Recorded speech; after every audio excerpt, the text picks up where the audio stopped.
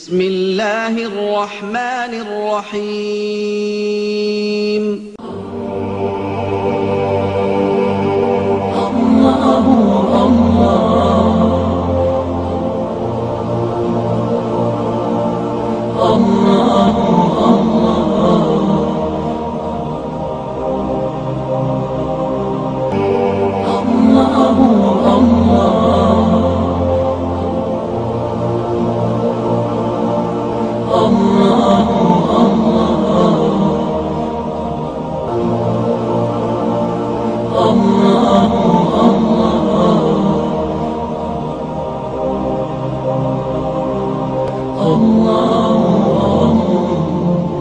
بسم اللہ الرحمن الرحیم يحذر المنافقون ان تنزل عليهم سورة تنبئهم بما في قلوبهم قل استهزئوا ان الله مخرج ما تحذرون ولئن سألتهم ليقولن إنما كنا نخوض ونلعب قل أبالله وآياته ورسوله كنتم تستهزئون لا تعتذروا قد كفرتم بعد إيمانكم. منافق ڈرتے ہیں کہ ان پر کوئی صورت ایسی اترے جو ان کے دلوں کی چھپی جتا دے. تم فرماؤ ہنسے جاؤ، اللہ کو ضرور ظاہر کرنا ہے جس کا تمہیں ڈر ہے. اور اے محبوب اگر تم ان سے پوچھو تو کہیں گے کہ ہم تو یوں ہی ہنسی کھیل میں تھے. تم فرماؤ کیا اللہ اور اس کی آیتوں اور اس کے رسول سے ہنستے ہو؟ بہانے نہ بناؤ، تم کافر ہو چکے مسلمان ہو کر. اعوذ باللہ من الشیطان الرجیم بسم اللہ الرحمن الرحیم.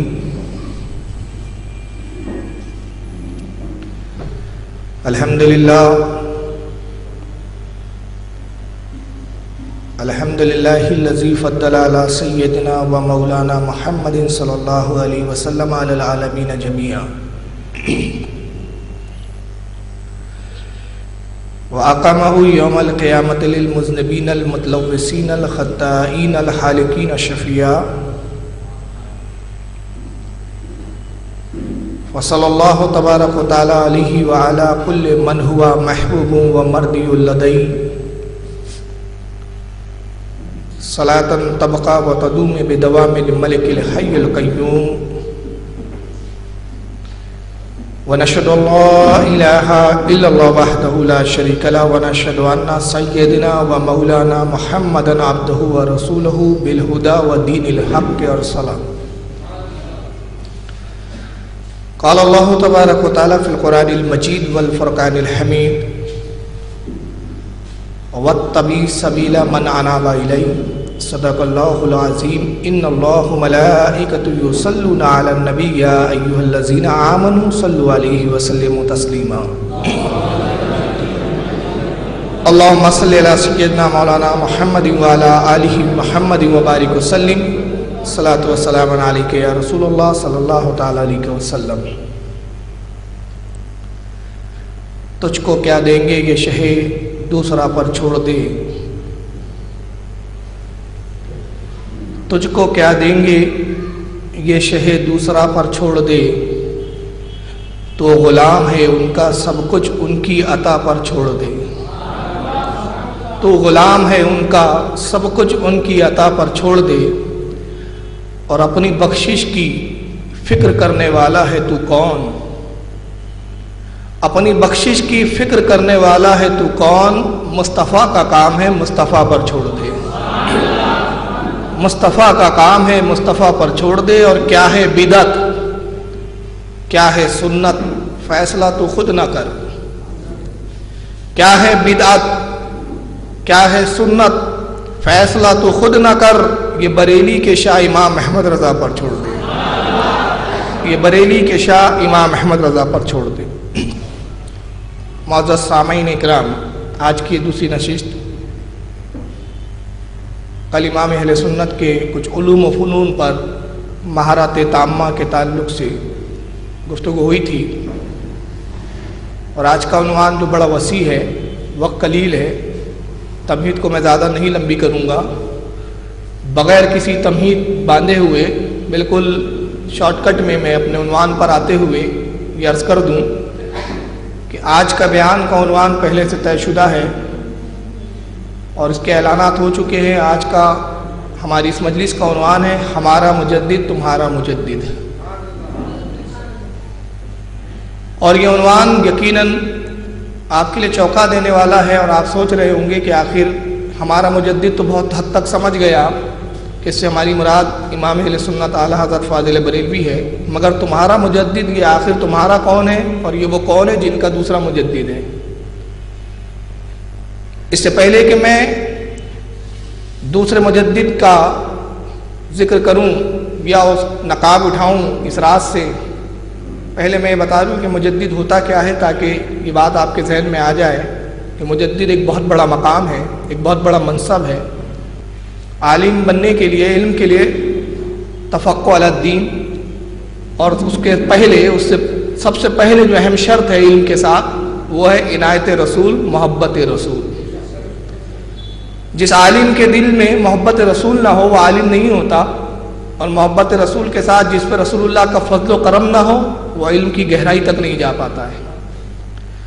तो इल्म के लिए दो चीज़ लाजमी है, और जब दो चीज़ें हो जाती है, इल्म का हुसूल और इनायत रसूल, फजल रसूल, तो ऐसा शख्सी आलिम बनता है।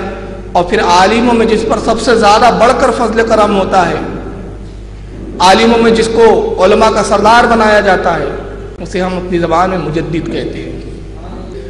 तो आखिर ये मुजद्दिद होता क्या है, मैं इसके लिए पहले 3 हदीसें यहाँ आज बतौर तबर्रुक और फजीलत के लिए, उसूल बरकत के लिए मैं यहाँ पहले 3 हदीसें तिलावत करूँगा, और इन 3 हदीस से आप अंदाज़ा लगा लेंगे कि मुजद्दिद का मनसब कितना ऊँचा होता है।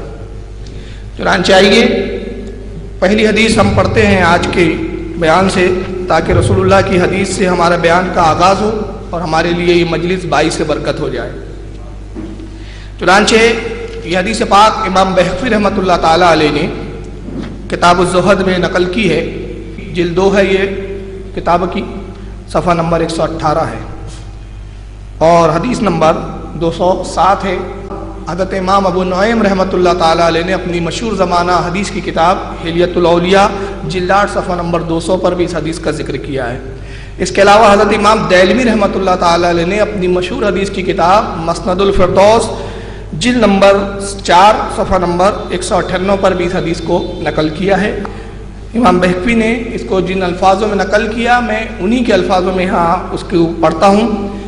कहते हैं कि अन इब्न अब्बास रज़ियल्लाहु ताला अन्हुमा, हज़रत इब्न अब्बास यानी अब्दुल्लाह इब्न अब्बास जो हुज़ूर के चचाजाद भाई है, वो रिवायत करते हैं, उनसे रिवायत है, कहते हैं काला, उन्होंने फरमाया कि काला रसूलुल्लाह सल्लल्लाहु अलैहि वसल्लम, अल्लाह के नबी ने इरशाद फरमाया, मन तमस्सका बिसुन्नती इंद फसादी उम्मती फला अजरु मियत शहीद। अल्लाह के नबी ने इरशाद फरमाया कि जिसने मेरी सुन्नत को मजबूती से थामे रखा, मजबूती से पकड़ा, उस वक्त कि जब उम्मत फसाद में मुब्तला हो जाए, उम्मत फसाद की तरफ राग़िब हो जाए, उम्मत में फसाद बरपा हो, ऐसे आलम ने जिसने मेरी सुन्नत को मजबूती से थामा, नबी पाक फरमाते फलाहु अज्र, उसको अज्र दिया जाता है मियाती शहीदा, कितने लोगों के बराबर अज्र दिया जाता है? 100 शहीदों के बराबर।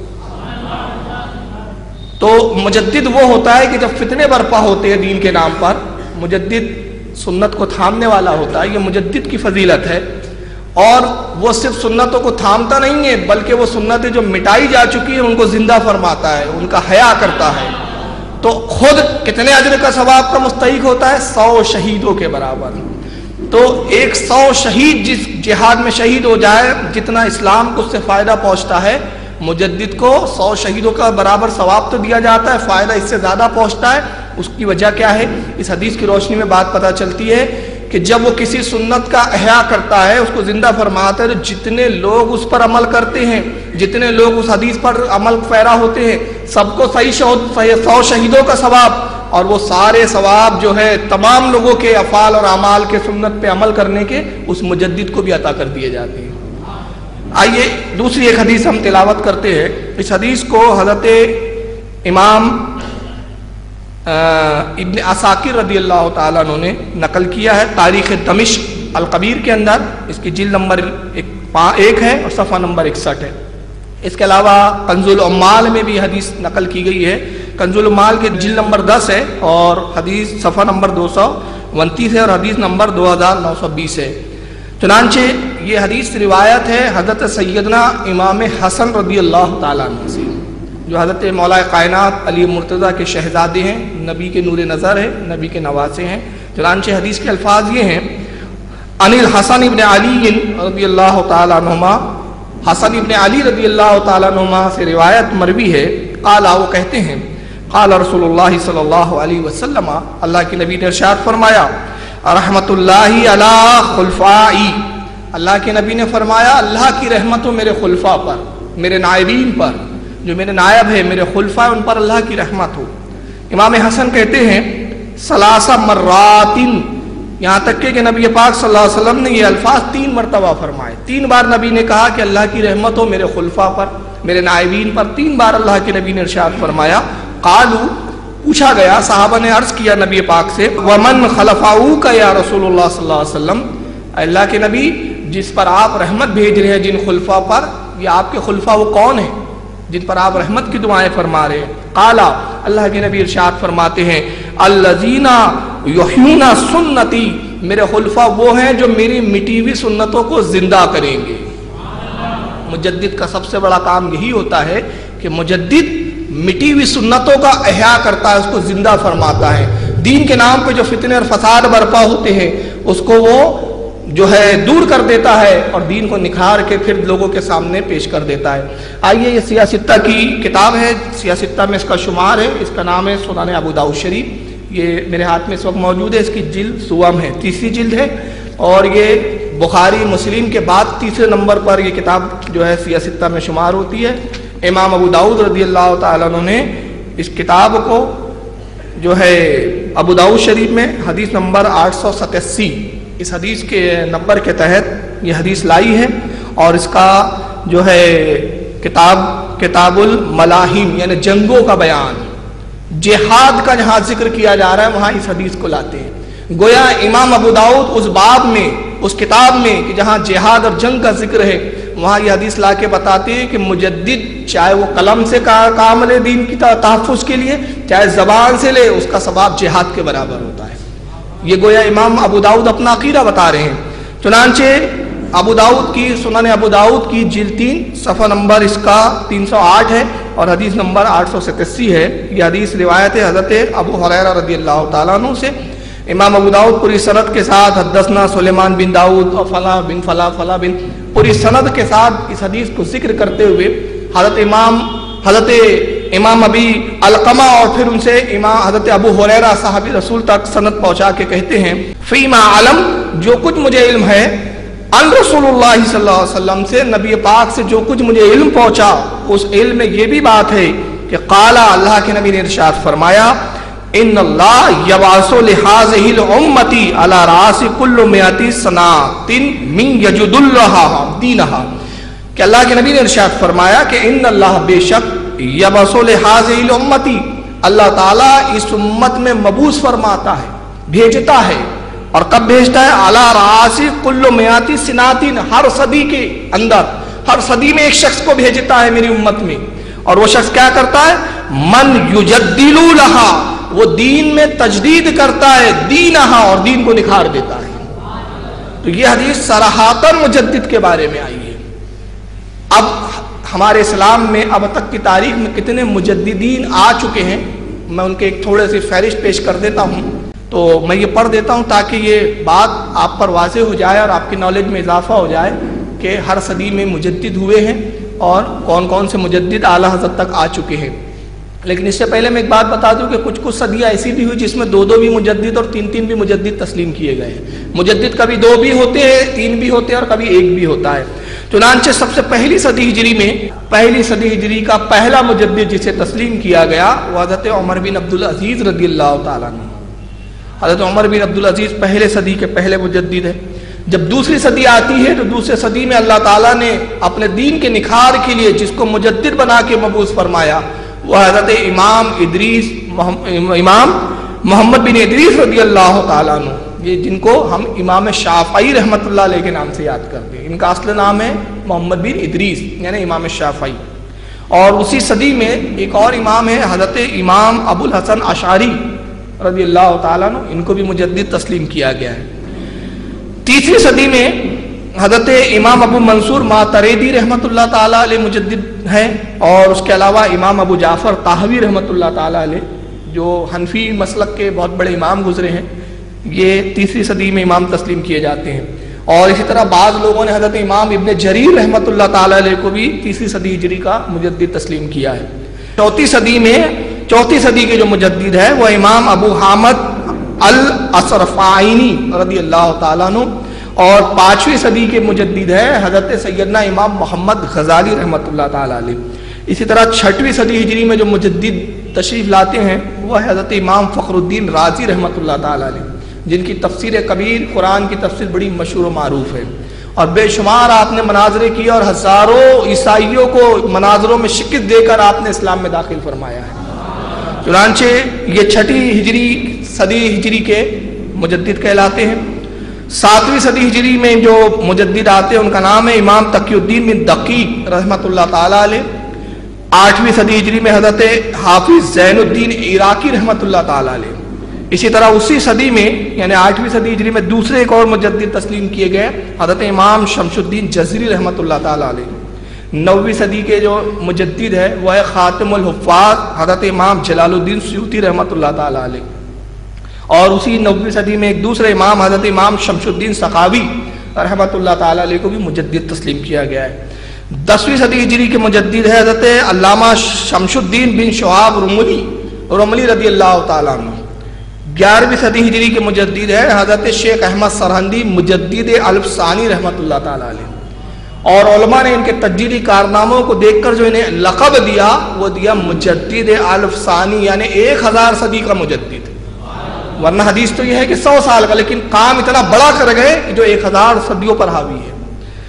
اور 12ویں صدی ہجری کے جو مجدد ہے وہ حضرت سلطان محی الدین اورنگزیب عالمگیر رحمۃ اللہ تعالیٰ علیہ، یہ بھی اپنے صدی کے مجدد ہے۔ اسی زمانے کے 12ویں صدی ہجری کے 3 مجدد ہے، جس میں ایک امام حضرت اورنگزیب کو تسلیم کیا گیا، دوسرے حضرت امام محمد عبد الباقی زرقانی رحمۃ اللہ تعالیٰ علیہ، اور تیسرا مجدد جنہیں تسلیم کیا گیا وہ حضرت امام عبد الغنی نابلسی رضی اللہ تعالیٰ عنہ۔ 13ویں صدی ہجری کا جو مجدد ہے وہ ہے حضرت شاہ عبد العزیز محدث دہلوی رحمۃ اللہ تعالیٰ علیہ، اور 14ویں صدی ہجری کے مجدد ہے امام احمد رضا محدث بریلوی رضی اللہ تعالیٰ عنہ۔ اور یہ 4تھی صدی یہ ہمارے امام احمد رضا فاضل بریلوی کی صدی ہے، لہٰذا یہ فہرست بتاتی ہے کہ پہلی صدی ہجری سے لے کر 14ویں صدی ہجری تک ہر صدی میں مجدد اللہ تعالیٰ بھیجتا رہا، اور جب چاہیں گا اللہ تعالیٰ اپنے دین کے نکھار کے لیے مجدد بھیجتا رہے گا۔ لیکن آئیے اب میں عنوان پر آتا ہوں، اور عنوان ہے کہ ہمارا مجدد تمہارا مجدد، بات ہم اپنے صدی کی کر رہے ہیں، اپنے دور کی کر رہے ہیں۔ سوال یہ پیدا ہوتا ہے کہ ہم امام احمد رضا کو مجدد مانتے ہیں، تو یہ ہم مانتے ہیں، مگر کیا ہمارے فریق ہمارے مخالفین جو دوسرے فرقے کے حضرات ہیں کیا وہ بھی اعلیٰ حضرت کو مجدد مانتے ہیں؟ تو ظاہر ہے جب وہ اعلیٰ حضرت کو ہی مولانا اور عالم نہیں مانتے، انہی کی عزت اور احترام کے قائل نہیں، تو سیدھی سی بات ہے کہ انہیں مجدد کیسے تسلیم کریں گے؟ تو آخر پھر وہ کس کو مجدد کہتے ہیں؟ تو 14ویں صدی ہجری کا جو مجدد بتاتے ہیں وہ ہے مولانا اشرف علی تھانوی صاحب، اور یہی ہے آج کا عنوان۔ اب مولانا اشرف علی تھانوی کا لیول ان کے نزدیک کیا ہے، اس کے لیے میں بہت سارے حوالے پیش کر سکتا ہوں، لیکن وقت کی قلت پڑ جاتی ہے، اس لیے صرف یہاں 2 حوالے پیش کر دوں تاکہ آپ پر یہ واضح ہو جائے کہ علماء دیوبند اور تبلیغی جماعت کے لوگ، اور اس کے علاوہ دوسرے جو فرقہ ہے کہ ہمارے مخالفین ہیں کچھ فرقے کے لوگ، جس میں ندوہ کے علماء بھی ہیں اور بھی کچھ لوگ ہیں، یہ 14ویں صدی ہجری میں اشرف علی تھانوی کو بہت بڑا مجدد مانتے ہیں۔ اور کتنا بڑا مجدد مانتے ہیں، آئیے میں پہلے ایک کتاب بتا دوں، یہ ہے ملفوظات حضرت مولانا محمد الیاس صاحب کی، دیکھیے میرے ہاتھ میں اس وقت، یہ مولانا محمد الیاس صاحب کاندھیلوی یا مولانا محمد الیاس دہلوی، یہ کون ہیں؟ جنہوں نے تبلیغی جماعت کی بنیاد رکھی. تبلیغی جماعت کے فاؤنڈر ہیں، اشرف علی تھانوی صاحب کے رشتے میں بھی ہوتے تھے. چنانچہ یہ ان کی ملفوظات ہے جس کو مرتب کیا ہے ان کے خاص شہید حضرت مولانا محمد منظور نعمانی صاحب نے، اور چھپی ہے یہ الفرقان بک ڈپو 31/114 نذیر آباد لکھنؤ سے کتاب چھپی ہے. انہی کے ادارے سے، انہی کے مکتب فکر کی کتاب، انہی کے عالم کی لکھی ہوئی. تبلیغی جماعت جب مولانا الیاس صاحب نے بنائی تو انہوں نے خود فرمایا، چنانچہ ان کا ملفوظ نمبر 56 ہے، صفحہ نمبر 58 ہے، اس پر وہ کہتے ہیں کہ حضرت مولانا تھانوی رحمۃ اللہ علیہ نے بہت بڑا کام کیا ہے. مولانا تھانوی نے بہت بڑا کام کیا ہے، پس میرا دل یہ چاہتا ہے کہ تعلیم تو ان کی ہو اور طریقہ تبلیغ میرا ہو، اس طرح ان کی تعلیم عام ہو جائیں گی. یعنی یہ تبلیغی جماعت بنانے کا مقصد یہ بتاتے ہیں مولانا الیاس صاحب کہ مولانا اشرف علی تھانوی نے بہت بڑا کام کیا ہے، بہت بڑا کارنامہ انجام دیا ہے، تو میں نے جو تبلیغی جماعت بنائی اس کا مقصد یہ ہے کہ تعلیم ان کی ہو اور طریقہ میرا ہو، ڈھنگ میرا ہو. میں اپنے ڈھنگ سے تعلیمات اشرف علی تھانوی کو دنیا میں عام کرنا چاہتا ہوں. تو آپ اندازہ لگائیے کہ اشرف علی تھانوی صاحب ان کے نزدیک اتنے بڑے علامہ ہیں کہ ایک پوری جماعت صرف اس لیے مرتب کر دی گئی، ایک پوری جماعت کا وجود اس لیے لایا گیا تاکہ اشرف علی تھانوی صاحب کی تعلیمات کو پوری دنیا میں عام کیا جا سکے. تو اس حوالے سے یہ بات ظاہر ہو جاتی ہے کہ تبلیغی جماعت والوں کے نزدیک مولانا اشرف علی تھانوی کا لیول بہت بڑا ہے. یہی وجہ ہے کہ دیوبند میں کسی عالم کی تعلیمات کا انتخاب نہیں کیا گیا، انتخاب کیا گیا تو صرف مولانا اشرف علی تھانوی صاحب کا. اب یہ دوسری کتاب ہے، یہ بڑی رسوائے زمانہ ہے جو ہمارے رد میں لکھی گئی اہل سنت کے، اور اس پہ کچھ لوگوں کو بڑا فخر ہے. اس کا نام ہے مطالعہ بریلویت. اس میں جھوٹ، فریب، لپاسی، الزام تراشی سب کچھ اس کتاب میں مواد موجود ہے جو اعلیٰ حضرت کے اوپر لگایا گیا ہے. اور میں بڑی ذمہ داری سے کہتا ہوں کہ اس کتاب کے جو حامین ہیں اگر ان کو شوق ہو تو میں ان کو مناظرے کا چیلنج کرتا ہوں، اسی کتاب کو موضوع رکھ کے جب چاہے جہاں چاہے مجھ سے مناظرہ کر لے. تو یہ مطالعہ بریلویت کے عقیدے و اسلام کے خلاف جہاں بتا کر الزام تراشیوں سے کام لیا گیا اور مولانا اشرف علی تھانوی کی بڑی تعریف کی گئی. اس کتاب کی لکھنے والے ہیں ڈاکٹر علامہ خالد محمود صاحب جو پی ایچ ڈی ہے، اللہ جانے کس فن میں انہوں نے پی ایچ ڈی کی پتہ نہیں. بہرحال میں سمجھتا ہوں جھوٹ میں شاید انہوں نے بہت اچھی پی ایچ ڈی کی ہے، تو پی ایچ ڈی شاید یہ جھوٹ اور فریب میں ہی ہے.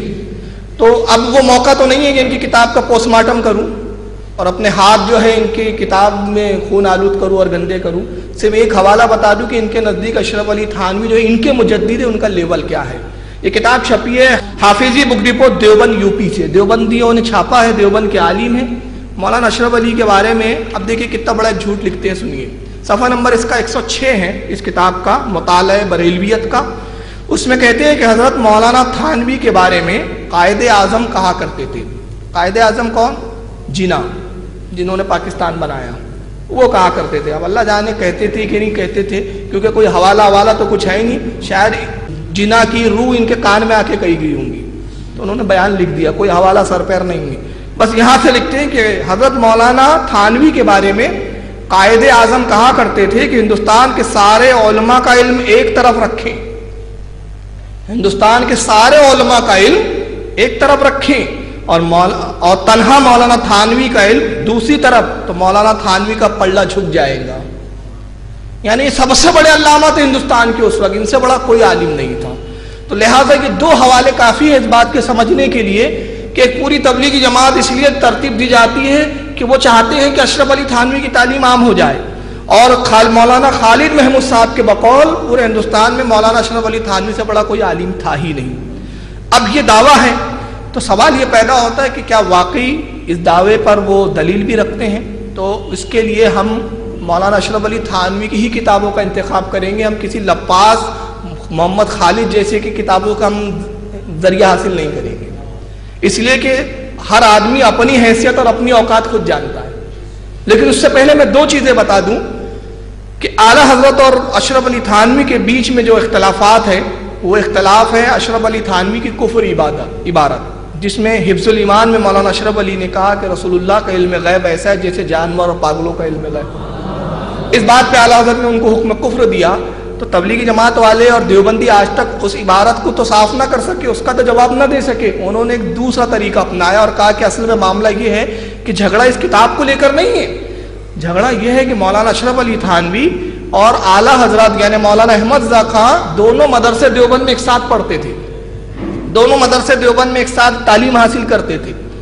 مولانا احمد رضا صاحب پٹھان تھے، غصے کے بڑے تیز تھے، تو ایک دن غصہ آ گیا کسی بات پہ، مولانا اشرف علی سے جھگڑا ہو گیا، غصے میں کہہ دیا کہ تو کافر ہے، اور اس کے بعد دیوبند کا مدرسہ چھوڑ کر آ گئے، اور پھر وہ اپنی اس بات پر اتنے قائم رہے کہ پوری زندگی مولانا اشرف علی کو کافر کافر کافر بولتے رہے۔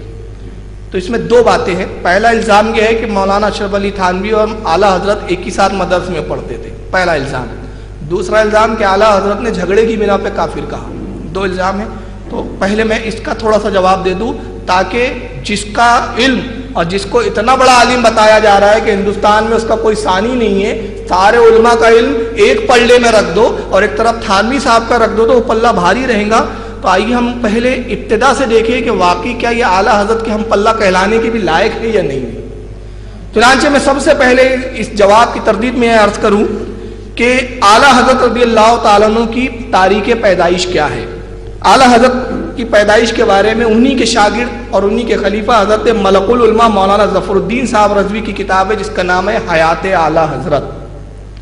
جہالت کے خاص شاگرد اعلیٰ سے بہت طویل عرصہ پڑھا ہے۔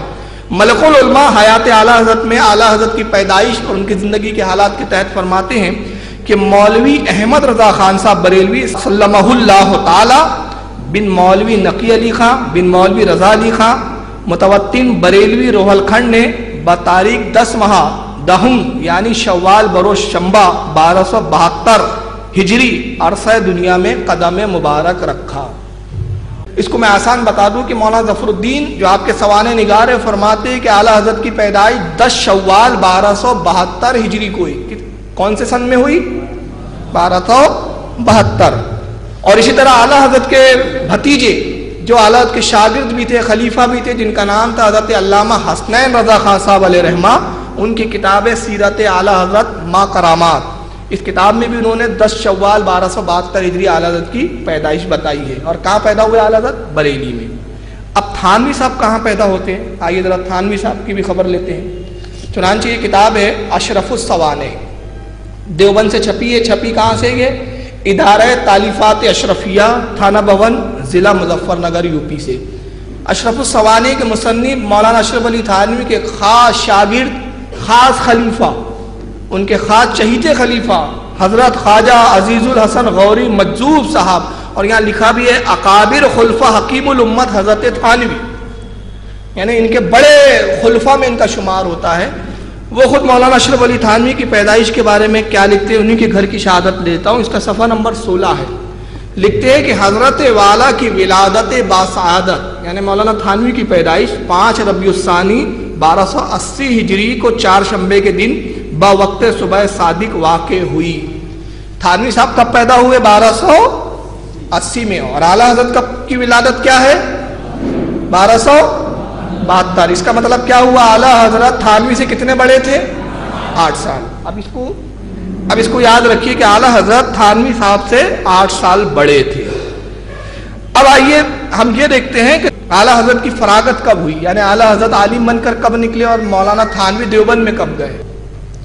چنانچہ اس کے لیے میں بتاؤں حیات اعلیٰ حضرت، جس کے اندر مولانا ظفر الدین صاحب لکھتے ہیں۔ اب ایک ایک عبارت میں پڑھ کے بتاؤں گا تو وقت لگ جائے گا، زبانی بتاتا چلتا ہوں۔ وہ لکھتے ہیں کہ 14 شعبان 1286 کو اعلیٰ حضرت عالم بن کے فارغ ہو چکے تھے۔ کب بن کے چکے تھے؟ 1286 میں۔ اور اعلیٰ حضرت کی پیدائش کتنی ہے؟ 1272۔ یعنی 1272 کو جب آپ 1286 میں مائنس کریں گے تو اعلیٰ حضرت کی عمر اس وقت ہے کتنی؟ 14 سال۔ یعنی جب اعلیٰ حضرت کی عمر 14 سال تھی تو اعلیٰ حضرت عالم بن کر فارغ ہو چکے تھے۔ تو اعلیٰ حضرت جب 14 سال کے تو اشرف علی تھانوی صاحب کی عمر اس وقت کتنی تھی؟ 6 سال۔ کتنی تھی؟ 6 سال۔ تو ابھی تو 6 سال کا بچہ دیوبند کے مدرسے میں پڑھنے کب چلا گیا تھا؟ پہلی بات۔ اب سوال یہ پیدا ہوتا ہے کہ تھانوی صاحب کی جس وقت عمر 6 سال تھی تو یہ کرتے کیا تھے، اور پھر انہوں نے داخلہ کب لیا مدرسے دیوبند میں؟ اس کی دلیل میں بعد میں دوں گا کہ یہ داخل کب ہوئے مدرسے دیوبند میں۔ پہلے یہ بتاؤں کہ ان کا مجدد 6 سال کی عمر میں کیا کرتا تھا، اور ہمارا مجدد 6 سال کی عمر میں کیا کرتا تھا.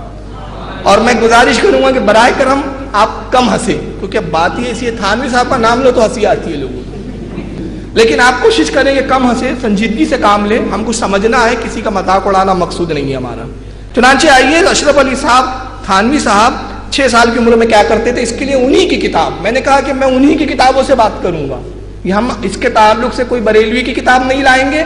تھانوی صاحب کی ملفوظات ہے جس کا کیا نام ہے، بڑا لمبا نام ہے، سنیے. اوپر لکھا ہے قرآن و سنت کی روشنی میں زندگی کے سینکڑوں مسائل کا حکیمانہ حل، یعنی اس میں ہر بات قرآن و سنت کے مطابق ہے، اس کا حل قرآن و سنت سے بتایا گیا ہے. کتاب کا نام ملفوظات حکیم الامت مسمى بہی الافادات الیومیہ من الافادات القومیہ. اس کی جلد 2 ہے، 5 جلدوں میں کتاب آتی ہے، 5 والیوم میں. اس کی جلد 2 کے اندر مولانا تھانوی اپنے 6 سال کی عمر کا بچپنے کا ایک واقعہ بیان کرتے ہیں. یہ جلد اس کی 2 قسط نمبر 5، اس کا ملفوظ نمبر 837 ہے، صفحہ نمبر 474 ہے. کہتے ہیں کہ مجھے ایک کھیل اور یاد آیا.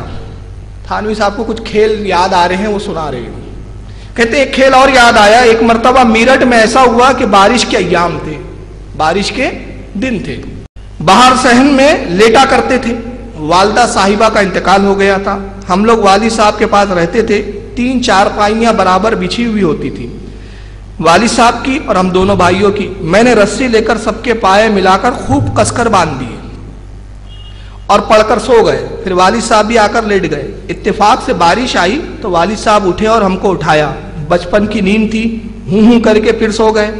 والد صاحب جھنجھلائے، نہیں اٹھتے تو پڑے رہنے دو. پھر اپنی چارپائی گھسیٹی. اب وہاں تینوں چارپائیاں ایک ساتھ چلی آ رہی ہیں. بے حد غصہ ہوئے اور فرمایا ایسی ایسی حرکتیں کرتے ہیں، اب سب بھیگ رہے ہیں. چاقو ڈھونڈا. اتفاق سے جلدی میں رسی کاٹنے کے لیے چاقو بھی نہ ملا. آخر خود ہی باورچی خانے سے چاقو تلاش کر کے لائے اور ان سب رسیوں کو کاٹا، تب وہاں سے چارپائیاں اٹھ سکی. صحیح تو یاد نہیں کہ اس حرکت پر کوئی چپت لگی بھی یا نہیں. 6 سال کی عمر میں تھانوی صاحب کیا کر رہے تھے؟ پہلا واقعہ، تھانوی صاحب اپنے گھر کی چارپائیوں کو رسیوں سے باندھ دیا تھا انہوں نے، اور جب سو رہے تھے بارش ہوئی تو والد صاحب آپ چارپائی گھر میں لے جانا چاہتے تو تینوں چارپائیاں بندھی ہوئی ہے تو تینوں گھسیٹی چلی آ رہی ہے. اور اس کے بعد وہ چاقو ڈھونڈتے تو چاقو نہیں ملتا. تو اس سے پتہ یہ چلتا ہے کہ مولانا تھانوی 6 سال کی عمر میں بڑے شرارتی قسم کے بچے تھے. ان کا پڑھنے لکھنے میں کوئی دل نہیں لگتا تھا، یہ بڑی شرارت کرتے تھے. مگر اعلیٰ حضرت کی طرف آئیے، ہمارے مجدد کی شان دیکھیے. یہ 6 سال کی عمر میں رسیاں باندھ رہے تھے کھٹیاؤں کی، مگر اعلیٰ حضرت 4 سال کی عمر میں قرآن کریم ناظرہ ختم فرما چکے. اور جب 6 سال کی عمر ہوئی تو یہ تو چارپائیوں میں لگے ہوئے تھے. اعلیٰ حضرت جشن میلاد النبی کے موقع پر 2.25 گھنٹے بڑے علماء کی موجودگی میں 2.25 گھنٹے تقریر فرما رہے تھے. یہ اعلیٰ حضرت کی شان تھی. اور اسی طرح اعلیٰ حضرت جب پڑھ رہے تھے قرآن کریم ناظرہ، یعنی آپ کی عمر اس وقت 3 ساڑھے 3 سال کی رہی ہوں گی. چنانچہ آپ کے بھتیجے حضرت مولانا حسنین میاں علیہ رحمہ فرماتے ہیں کہ ایک مرتبہ پڑھ رہے تھے، آپ کے دادا مولانا رضا علی خان کھٹیا پہ بیٹھے ہوئے ہیں. استاد ایک دوسری کھٹیا پہ اعلیٰ حضرت کو لے کر پڑھا رہے ہیں. استاد نے جب پڑھایا تو جو حروف لکھا ہوا تھا، قرآن کی تلاوت کروا رہے تھے، پڑھا رہے تھے، اس پہ زبر تھا، مگر اعلیٰ حضرت زیر پڑھ رہے تھے. اس کو سیرت اعلیٰ حضرت صفحہ 150 پر مولانا حسنین میاں نے اس واقعے کو لکھا ہے. تو کہتے ہیں کہ اعلیٰ حضرت زیر سے پڑھتے تھے. استاد نے ٹوکا کہ یہ زبر لکھا ہوا ہے، اور وہاں زبر لکھا ہوا تھا، مگر اعلیٰ حضرت پھر اس کو زیر سے پڑھ رہے ہیں. پھر انہوں نے ٹوکا، 3 بار ٹوکا. تو مولانا رضا علی علیہ رحمہ جو وہاں بیٹھے ہوئے تھے آپ کے دادا، انہوں نے فرمایا کہ انہیں بھی تھوڑا شک ہوا کہ، تو آپ نے فرمایا کہ قرآن کا دوسرا نسخہ لایا جائے. جب نسخہ لایا گیا تو معلوم ہوا کہ اس پہ زیر ہی ہے، اعلیٰ حضرت ہی صحیح پڑھ رہے تھے. جبکہ ابھی آپ پڑھ رہے ہیں، مطلب حافظ ہوئے نہیں تھے، قاری نہیں تھے، آپ حافظ نہیں تھے، ابھی تو قرآن کریم ناظرہ پڑھ رہے ہیں. پھر دوسرا نسخہ لایا تو اس پہ بھی زیر تھا. تو یہ تحقیق ہو گئی کہ جس نسخے سے امام مولانا صاحب پڑھا رہے تھے آپ کے استاد اعلیٰ حضرت کے، اس میں غلطی سے کتابت سے زبر آ گیا تھا. مولانا رضا علی اپنے پوتے سے پوچھتے ہیں کہ صاحبزادے، جب استاد آپ کو زبر پڑھا رہے تھے تو آپ زبر کیوں نہیں پڑھ رہے تھے؟ تو اعلیٰ حضرت فرماتے ہیں کہ میں چاہتا تو تھا کہ زبر پڑھوں، لیکن میری زبان میرے قابو میں ہی نہیں تھی. میں چاہتا تھا کہ استاد جو بتا رہے وہی پڑھوں، لیکن زبان سے زیر ہی نکلتا تھا. چنانچہ مولانا رضا علی پیشانی کو بوسہ دیتے اور فرماتے بیٹا یہ اللہ کی اس کے رسول کے فضل و کرم سے تم پر خاص عنایت ہے کہ اللہ تعالیٰ تمہاری زبان سے غلط نہیں کہلواتا۔ یہ اعلیٰ حضرت کی 3.5 سال کی عمر تھی اور یہ اس انداز میں قرآن کریم سیکھ رہے تھے۔ ہم سیکھ ہی نہیں رہے تھے، پڑھ ہی نہیں رہے تھے، بلکہ قرآن کی لکھنے میں کتابت میں غلطی ہو گئی تو اعلیٰ حضرت اپنی کرامت سے اس غلطی کو اجاگر بھی کر رہے تھے۔ اور تھانوی صاحب اس وقت کیا کر رہے تھے؟ کھٹیا باندھ رہے تھے مجدد صاحب۔ چلیے آئیے اب دوسری چیز دیکھیے، 7 سال کی جب تھانوی صاحب کی عمر ہوئی، 7 یا 8 سال کی، تو اس وقت کی عمر کا بھی ایک واقعہ مولانا تھانوی لکھتے ہیں۔ چنانچہ یہ الافادۃ الیومیہ کی دوسری ہی جلد ہے مولانا تھانوی صاحب کی، وہ دوسرے جلد میں وہ لکھتے ہیں، اس کا صفحہ نمبر 475 ہے اور ملفوظ نمبر 837 ہے۔ کہتے ہیں کہ ایک روز میں پیشاب کر رہا تھا۔ تھانوی صاحب اپنے بارے میں کہتے ہیں کہ ایک روز میں پیشاب کر رہا تھا، بھائی صاحب نے آ کر میرے سر پر پیشاب کرنا شروع کر دیا۔ ان کے بھائی تھے ایک بڑے، یہ پیشاب کر رہے تھے، وہ آئے ان کے سر پہ مونتنے لگے۔ کہتے ہیں کہ ایک روز ایسا ہوا کہ بھائی پیشاب کر رہے تھے، میں نے ان کے سر پر پیشاب کرنا شروع کر دیا۔ اتفاق سے اس وقت والد صاحب تشریف لے آئے، فرمایا یہ کیا حرکت ہے؟ میں نے عرض کیا ایک روز انہوں نے میرے سر پر پیشاب کیا تھا۔ بھائی نے اس کا بالکل انکار کر دیا۔ مختصر سی پٹائی ہوئی، اس لیے کہ میرا دعویٰ تو دعویٰ ہی رہ گیا، ثبوت کچھ نہ تھا اور میرے فعل کا مشاہدہ تھا۔ غرض جو کسی کو نہ سوچتی تھی وہ ہم دونوں بھائیوں کو سوچتی تھی۔ اب ایک چیز دیکھیں آپ کہ 7 سال کی عمر ہے تھانوی صاحب کی، 7 سال کی عمر میں دیوبند کی مجدد کیا کر رہے ہیں؟ بھائی کے سر پہ پیشاب کر رہے ہیں۔ اب بھائی تو مجدد تھے نہیں، تو اب اس نے کر دیا تھا تو مجدد صاحب معاف کر دیتے، مگر کھنت دیکھو، کہا نہیں چھوڑوں گا۔ اب انتظار میں ہے کہ کسی دن یہ پیشاب کرتے ہوئے کھڑے رہے تو میں آؤں۔ اب ایک چیز، سر پر پیشاب کرنے کے لیے ضروری کیا ہے؟ کسی بلندی پر جانا، تبھی وہ سر پہ پیشاب ہوگا نا۔ تو یہ سر پر گئے پہلے کسی اونچی جگہ پہ، کوئی ٹیلے لے کے نیچے کر رہے ہوں گے بھائی جان، اب یہ سر پہ پیشاب کر رہے تھے۔ اور اس کے بعد کہتے ہیں کہ جو ہم دونوں بھائیوں کو سوچتی تھی وہ اچھوں کو بھی نہیں سوچتی تھی۔ تو یہ تھانوی صاحب اتنے شرارتی تھے، مگر میں آپ کو بتاؤں کہ 7 سال میں یہ بھائی کے سر پر پیشاب کر رہے تھے اور اعلیٰ حضرت کی عمر ہے 3.5 سال۔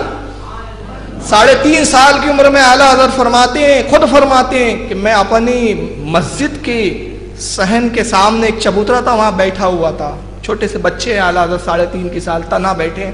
فرماتے ایک بزرگ تشریف لائے، بڑا نورانی چہرہ تھا اور لباس سے عربی معلوم ہوتے تھے، ہندوستان کے رہنے والے معلوم نہیں ہوتے تھے۔ قریب آئے اور انہوں نے عربی زبان میں مجھ سے گفتگو کی، کہا رضا علی کے تم پوتے ہو، نقی علی خان کے صاحبزادے ہو؟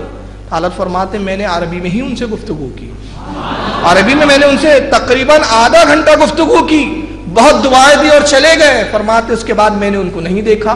اب یہاں میں حالت کی کرامت بتاؤں، قرآن کریم ناظرہ ختم کر رہے 4 سال کی عمر میں، مگر 3.5 سال کی عمر میں فصیح عربی میں گفتگو کرتے ہوئے نظر آ رہے۔ ماننا پڑے گا کہ زبان یہ اللہ کے فضل و کرم سے، نبی کی عنایتوں سے علم لدنی تھا کہ آپ کو 3.5 سال میں عربی زبان پر بھی عبور ہاتھ دے دیا تھا۔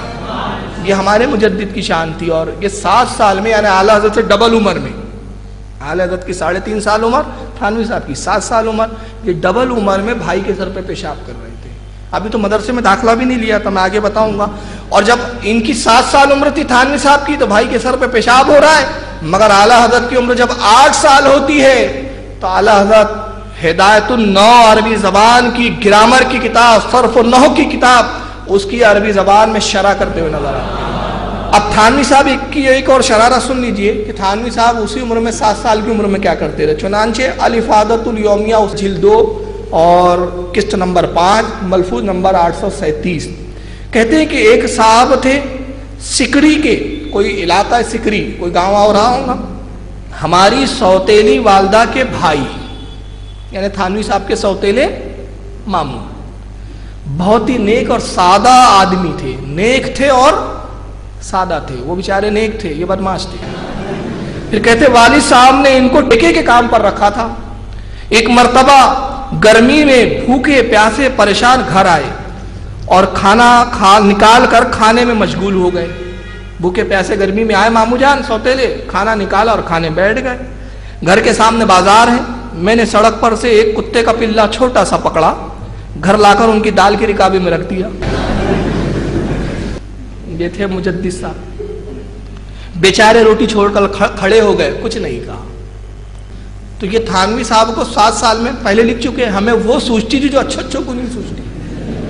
اعلیٰ حضرت کو 8 سال کی عمر میں عربی بولنا سوچتا تھا، کتابیں لکھنا سوچتا تھا، ان کو کتے کے پلے رکھنا سوچتا تھا، بھائی کے سر پر پیشاب کرنا سوچتا تھا. تو یہ تھے ان کے مجدد صاحب. اب تھانوی صاحب نے گھر میں پڑھنا شروع کیا. والد صاحب نے ایک حافظ صاحب کو لایا اور کہا کہ ان کو قرآن پڑھاؤ، سکھاؤ. ابھی دیوبند جانے کے مولانا تھانوی، دیوبند کب جائیں گے میں ابھی انہی کے شاگرد کی قول سے بیان کروں گا. چنانچہ کتاب ہے میرے ہاتھ میں اس وقت جس کا نام ہے اشرف السوانح. اس میں تھانوی صاحب کے سوانح ہیں، زندگی کے حالات لکھے. لکھنے والے کون ہیں؟ انہی کے خلیفہ اکبر جنہوں نے افادات الیومیہ بھی ترتیب دی ہے. انہی کے خلیفہ اکبر خواجہ عزیز الحسن غوری مجذوب صاحب. جلد اول اشرف السوانح کی 3 جلدوں میں ملتی ہے. اب دیکھیے تھانوی صاحب حفظ کر رہے ہیں تو اس وقت ان کا عالم کیا تھا. اس کا صفحہ نمبر 20 ہے اور اس کی جلد نمبر 1 ہے. صفحہ نمبر 20 پر لکھتے ہیں کہ ایک واقعہ حفظ کلام مجید کے بعد کا یاد آیا کہ ایک نابینا حافظ تھے، آنکھوں سے معذور تھے، نابینا تھے، جن کو کلام مجید بہت پختہ یاد تھا. کلام بہت پختہ یاد تھا اور اس کا ان کو ناز بھی تھا. ان کو حضرت والا قبل بلوغ نوافل میں کلام مجید سنایا کرتے تھے. یعنی مصنف لکھتے ہیں کہ تھانوی صاحب بالغ ہونے سے پہلے، قبل بلوغ یعنی بالغ ہونے سے پہلے ان کو قرآن سنایا کرتے تھے. مطلب عمر ان کی کیا رہی ہوں گی؟ 8 9 7 سال کے قریب کی عمر رہی ہوں گی. کہتے ہیں کلام مجید سنایا کرتے تھے. ایک بار رمضان شریف میں دن کو ان سے کلام مجید کا دورہ کر رہے تھے. حضرت والا نے دور کے وقت ان کو متنبہ کر دیا کہ حافظ جی میں آج تم کو دھوکہ دوں گا اور یہ بھی بتائے دیتا ہوں کہ فلاں آیت میں دھوکہ دوں گا. حافظ جی نے کہا کہ میاں جاؤ بھی، تم مجھے کیا دھوکہ دے سکتے ہو؟ بڑے بڑے حافظ تو مجھے دھوکہ نہ دے سکے. حضرت والا جب سنانے کے لیے کھڑے ہوئے اور اس آیت پر پہنچے انما انت منذر لکل قوم عاد، تو بہت ترتیل کے ساتھ پڑھا جیسا کہ رکوع کرنے کے قریب حضرت والا کا معمول ہے. اس کے بعد اس سے آگے جب اللہ یعلم الی آخری پڑھنے لگے تو لفظ اللہ کو اس طرح بڑھا کر پڑھا کہ جیسے رکوع میں جا رہے ہوں. اور تکبیر یعنی اللہ اکبر کہنے والے ہو. بس حافظ جی یہ سمجھ کر کہ رکوع میں جا رہے ہیں فوراً رکوع میں چلے گئے. ادھر حضرت والا نے آگے قرأت شروع کر دی یعلم ما تحمل الی آخری. اب ادھر حافظ جی تو رکوع میں پہنچے اور ادھر قرأت شروع ہو گئی.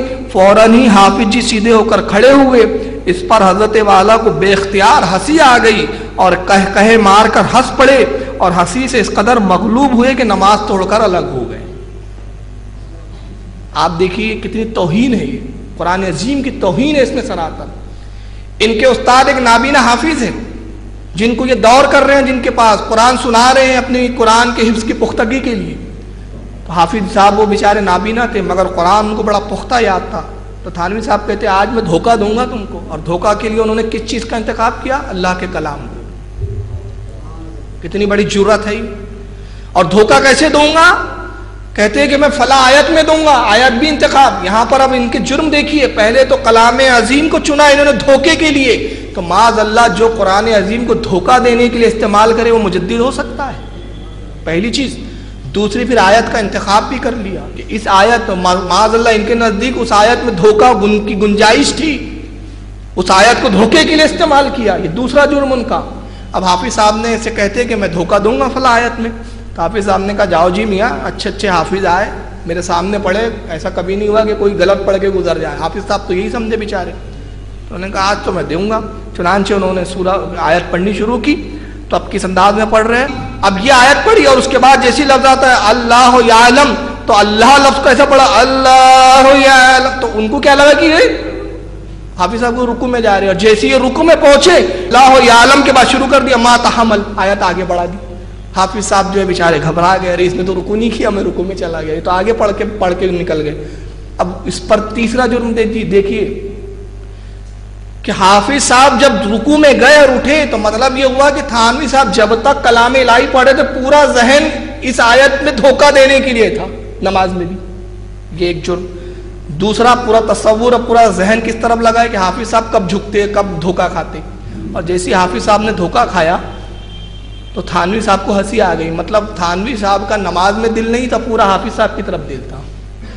اور اس کے بعد پھر اور اس پر جرم بالائے جرم کہ جب حافظ صاحب بیچارے شرم کے مارے دھوکہ کھانے کے بعد، تھانوی کے دھوکے کے فریب میں آنے کے بعد جب رکوع سے سر اٹھاتے ہیں تو مولانا تھانوی نماز کی عین حالت میں ہنستے ہنستے لوٹ پوٹ ہو جاتے ہیں۔ تو اس سے پتہ چلتا ہے کہ دیوبند کے مجدد کا یہ عالم تھا کہ نماز کی کوئی قدر و عزت نہیں تھی ان کے نزدیک، قرآن عظیم کو یہ دھوکے بازی کے لیے استعمال کیا کرتے تھے، اور اس پر دعویٰ ہے کہ صاحب یہ اس صدی کے مجدد ہے۔ مگر میں اعلیٰ حضرت کے بارے میں آپ کو بتاتا چلوں، چنانچہ مولانا حسنین میاں علیہ رحمہ آپ کے بھتیجے سیرت اعلیٰ حضرت میں فرماتے ہیں کہ اعلیٰ حضرت کی عمر جب 8 سال ہوئی، یہ 8 سال میں دھوکہ دے رہے ہیں استاد کو، مگر اعلیٰ حضرت کی شان دیکھی، جب 8 سال کی عمر ہوتی ہے تو مسلمت ثبوت درس نظامی میں جو کتاب شامل ہے، جو درس میں عربی میں پڑھائی جاتی ہے، اعلیٰ حضرت اس کتاب پر عربی میں حاشیہ لکھتے ہوئے نظر آتے ہیں۔ 8 سال کی عمر میں مسلمت ثبوت کا حاشیہ لکھتے ہیں۔ اور اس کے بعد جب آپ اپنے والد سے پڑھتے تھے تو انداز کیا تھا حالت کا؟ ایک مرتبہ والد صاحب نے آپ کو مشق کرانے کے لیے، تاکہ آپ کو لکھنا فتویٰ دینا آ جائے، ایک سوال آیا ان کے والد کے پاس، مولانا نقی علی خان علیہ رحمہ کے پاس، تو والد صاحب نے سوال کی 2 کاپیاں کی، ایک اعلیٰ حضرت کو دیا، کہا صاحبزادے اس کا جواب آپ بھی لکھیے، اور ایک جواب خود والد نے لکھا۔ اب جب دونوں جوابات آئے تو جواب میں اختلاف تھا، اعلیٰ حضرت نے جواب کچھ اور لکھا تھا، والد صاحب نے کچھ اور لکھا تھا، اعلیٰ حضرت نے کچھ اور دلیلیں دی تھی، والد صاحب نے کچھ اور دلیلیں دی تھی۔ اب بیٹوں اور باپ میں اختلاف ہو گیا۔ والد صاحب نے کہا میاں صاحبزادے تم ابھی ہمارے شاگرد ہو، ہم سے پڑھتے ہو، ہمارا فتویٰ صحیح ہے، آپ ہمارے فتوے سے رجوع کر لیجئے، یہ بچپنے کا عالم ہے۔ اعلیٰ فرماتے والد گرامی اگرچہ آپ ہی کے ہم شاگرد ہیں مگر فتویٰ ہمارا صحیح ہے، دلیل ہماری صحیح ہے۔ اب دونوں اپنی اپنی دلیلیں دے رہے ہیں، حل نکلا نہیں، تو والد نے کہا چلو ایسا کرتے ہیں کہ اس وقت رامپور جو تھا علماء کا ایک بہت بڑا گڑھ کہلاتا تھا، کہا علماء رامپور کی طرف رجوع کرتے ہیں، آپ کا جواب اور ہمارا دونوں کا جواب علماء رامپور کے پاس بھیج دیتے ہیں، علماء ہی فیصلہ کریں گے۔ اور وہاں کثرت کے ساتھ سینکڑوں علماء دین اور سینکڑوں مفتیان اکرام وہاں پہ مقیم تھے رامپور میں۔ نواب رامپور جو ہے کلب علی کا دور تھا، وہ رامپور کے نواب تھے۔ چنانچہ اعلیٰ حضرت بعد میں سسر بنے، اس وقت اعلیٰ حضرت کے پھوپھا تھے، شادی تو ہونے کی تھی، اعلیٰ حضرت اس کی اس وقت پھوپھا تھے، جن کو گھر میں سب نانا فضل حسین کے نام سے پکارا کرتے تھے، نانا فضل حسین۔ تو نانا فضل حسین جو پھوپھا تھے بعد میں اعلیٰ حضرت کے پھر سسر بھی بنے، انہی کی صاحبزادی سے آپ کا نکاح ہوا، ان کے ذریعے وہ فتویٰ رامپور پہنچایا گیا، اعلیٰ حضرت کا بھی اور مولانا نقی علی خان رحمۃ اللہ علیہ کا۔ جب علماء کے بیچ دونوں فتوے گزرے تو والد کے فتوے سے صرف 2 علماء نے اتفاق کیا، اور اعلیٰ حضرت کے فتووں پر اتنی دستخطیں تھی کہ کاغذ ختم ہو گیا تھا مگر دستخطیں باقی تھی۔ تو والد نے کیا کیا؟ یہ نہیں کیا کہ بیٹا مجھ سے زیادہ ہو گیا، خوشی سے آنسو آنکھوں میں جھلکتے ہیں، پیشانی کو بوسہ دیا، فرمایا تمہارا ہی فتویٰ صحیح ہے، میں بھی اس کی تصدیق کروں، اور اپنے فتوے کو چاک کر کے اس پر تصدیق کرتے ہیں۔ یہ اعلیٰ حضرت 8 سال کی عمر یا 9 سال کی عمر میں اپنے والد کی بھی اصلاح کرتے ہوئے نظر آتے ہیں، اور یہ اپنے استاد کو دھوکہ دیتے ہوئے نظر آتے ہیں۔ کتنا فرق ہے ہمارے مجدد اور ان کے مجدد۔ اور ایک میں بات عرض کرتا چلوں کہ اسی عمر میں اعلیٰ حضرت کتنی اصلاح کرتے ہیں۔ اعلیٰ حضرت مسلم الثبوت کتاب پڑھ رہے تھے اپنے والد گرامی سے، عربی کی کتاب، چھوٹی عمر ہے آپ کی، 4 ساڑھے 4 سال کی عمر ہوں گی اعلیٰ حضرت کی۔ ایک دن رات میں آپ مطالعہ کر رہے تھے تو دیکھا کہ والد کی ایک عادت تھی کہ کسی بھی کتاب کے جو حاشیہ ہوتا ہے، حاشیہ مطلب کتاب لکھی ہوتی ہے، سائیڈ میں کچھ کورے صفحے ہوتے ہیں، کوری چیز جگہ ہوتی ہے، تو والد گرامی کی عادت تھی کہ وہاں اپنی رائے لکھ دیا کرتے تھے۔ اگر مصنف سے آپ متفق ہے تو وہاں متفق ہے اور اس کی تعریف لکھ دیتے، اور اگر کسی مصنف سے آپ کو کسی علمی اختلاف ہوتا تو وہاں اختلاف بھی درج کر دیتے۔ مسلم الثبوت کے مصنف سے آپ کو ایک اختلاف تھا اعلیٰ حضرت کے والد کو، انہوں نے وہاں حاشیے میں اپنا اختلاف لکھ دیا تھا کہ مجھے اس عبارت سے یہ اختلاف ہے، یہ عبارت ان کی درست نہیں ہے۔ اعلیٰ حضرت پڑھ رہے ہیں، طالب علمی کا زمانہ ہے، 4 ساڑھے 4 سال کی عمر ہے۔ اعلیٰ فرماتے ہیں کہ جب میں نے والد کی ہینڈ رائٹنگ میں کتاب کے حاشیے پر یہ دیکھا تو میرے جی میں آیا کہ اتنے بڑے مصنف، اتنے بڑے عالم پر والد گرامی نے اعتراض کیا ہے، تو کیوں نہ اس کا حل سوچا جائے اور دیکھا جائے کہ والد کا اعتراض کہاں تک درست ہے۔ تو کہتے ہیں کہ میں اس پہ بہت غور کرتا رہا اور یہ سوچتا رہا کہ ایک ایسی اس کا جواب نکالا جائے کہ والد کا اعتراض ہی یہاں پہ ختم ہو جائے۔ حضرت فرماتے ہیں کہ رات کے 2 تقریباً بج گئے اور میں چراغ کی روشنی میں اس عبارت کو بار بار پڑھتا اور جواب سوچتا رہتا. رات کے 2 بجے کے قریب وہ جواب مجھے القا ہوا، عطا کر دیا گیا، ذہن میں آ گیا میرے. کہتے ہیں کہ خوشی کے مارے گھنٹوں سے میں اس پہ جواب تک سوچ رہا تھا، تو خوشی کے مارے میں نے تالی بجا دی اور زور سے چلا کے کہا مل گیا. خوشی میں آدمی کہتا نا مل گیا، تو تالی بجے اور چلا کے کہتے مل گیا. گھر کے لوگ جاگ گئے، اتنے زور سے چلایا خوشی میں بے قابو ہو کر. والد صاحب دوڑتے ہوئے آئے کہ آپ نے سوچا کہیں صاحبزادہ خواب دیکھ کے تو ڈر کے نہیں بیدار ہو گئے. کمرے میں آئے تو چراغ روشن ہے، کتاب سامنے رکھی ہے اور اعلیٰ حضرت خوشی میں تالی بجا رہے ہیں اور کہہ رہے ہیں بار بار مل گیا چیخے جا رہے ہیں. مولانا نقی علی خان اعلیٰ حضرت کے کندھے کو پکڑا، کہا صاحبزادے کیا مل گیا؟ فرمایا حضور آپ کے اعتراض کا جواب مل گیا. قدرہ جواب بتائیے کیا اعتراض ہے؟ کہا حضور آپ نے صاحب مسلم الثبوت پر یہ اعتراض کیا ہے اور اس کا تو جواب یہ ہے. جو جواب بتاتے ہیں اعلیٰ حضرت کے والد کی آنکھوں میں آنسو آتے ہیں خوشی سے، پیشانی کو بوسہ دیا، فرمایا صاحبزادے قسم خدا کی تم مجھ سے نہیں پڑھتے ہو بلکہ مجھے پڑھاتے ہو. یہ اعلیٰ حضرت کی شان تھی. مولانا حسین میاں فرماتے کہ اعلیٰ حضرت نے کبھی کوئی کتاب مکمل پڑھی ہی نہیں. استاد کچھ صفحے کچھ حصہ پڑھا دیتے اور اس کے بعد کے سبق اعلیٰ حضرت خود ہی پڑھ لیتے اور خود ہی سمجھ لیا کرتے تھے. تو یہ شان تھی اعلیٰ حضرت کی کہ استادوں کی اصلاح کر رہا ہے ہمارا امام، اور یہ ان کے مجدد ہے جو استادوں کو دھوکہ دیتے ہوئے نظر آ رہے ہیں. کتنا فرق ہے ہمارے مجدد اور ان کے مجدد میں. اسی وقت کی ایک شرارت میں اور بتا دیتا ہوں، بات نکلی ہے تو دیکھیے یہ تھانوی صاحب کی افادات الیومیہ کی جلد 2 ہے. یہ 5 جلدوں میں میں نے جیسا کہ عرض کیا، اور افادات الیومیہ کی اس کا صفحہ نمبر 475 ہے اور ملفوظ نمبر وہی 837 ہے. اس میں بہت ساری انہوں نے واقعات لکھے. تھانوی صاحب ایک اور اپنا قصہ لکھتے ہیں اسی وقت کا. کہتے ہیں کہ ایک مرتبہ میرٹھ میں الہی بخش صاحب مرحوم کی کوٹھی میں جو مسجد ہے سب نمازیوں کے جوتے جمع کر کے اس کے شامیانے پر پھینک دیے. میرٹھ میں ایک مسجد میں گئے تھانوی صاحب، اب یہاں تو عمر نہیں لکھی کس عمر کی شرارت ہے یہ ان کی.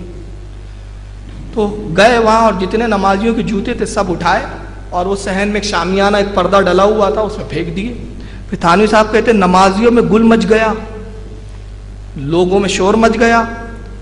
چنانچہ جوتے کیا ہوئے، یہ شور مچ گیا کہ جوتے کیا ہوئے. ایک شخص نے کہا یہ لٹک رہے ہیں، وہ جھول بن کے لٹک رہا ہوں گا. مگر کسی نے کچھ نہ کہا. یہ خدا کا فضل تھا. سمجھ رہے ہیں آپ؟ جب یہ شرارت کر گزرتے تھے اور ان پر کوئی ان کو کچھ کہتا نہیں تھا ان کی بدماشی کی بنا پر، تو کہتے خدا کا فضل ہو گیا. پھر آگے لکھتے باوجود ان حرکتوں کے اذیت کسی نے نہیں پہنچائی، یعنی تکلیف مجھے کسی نے نہیں پہنچائی.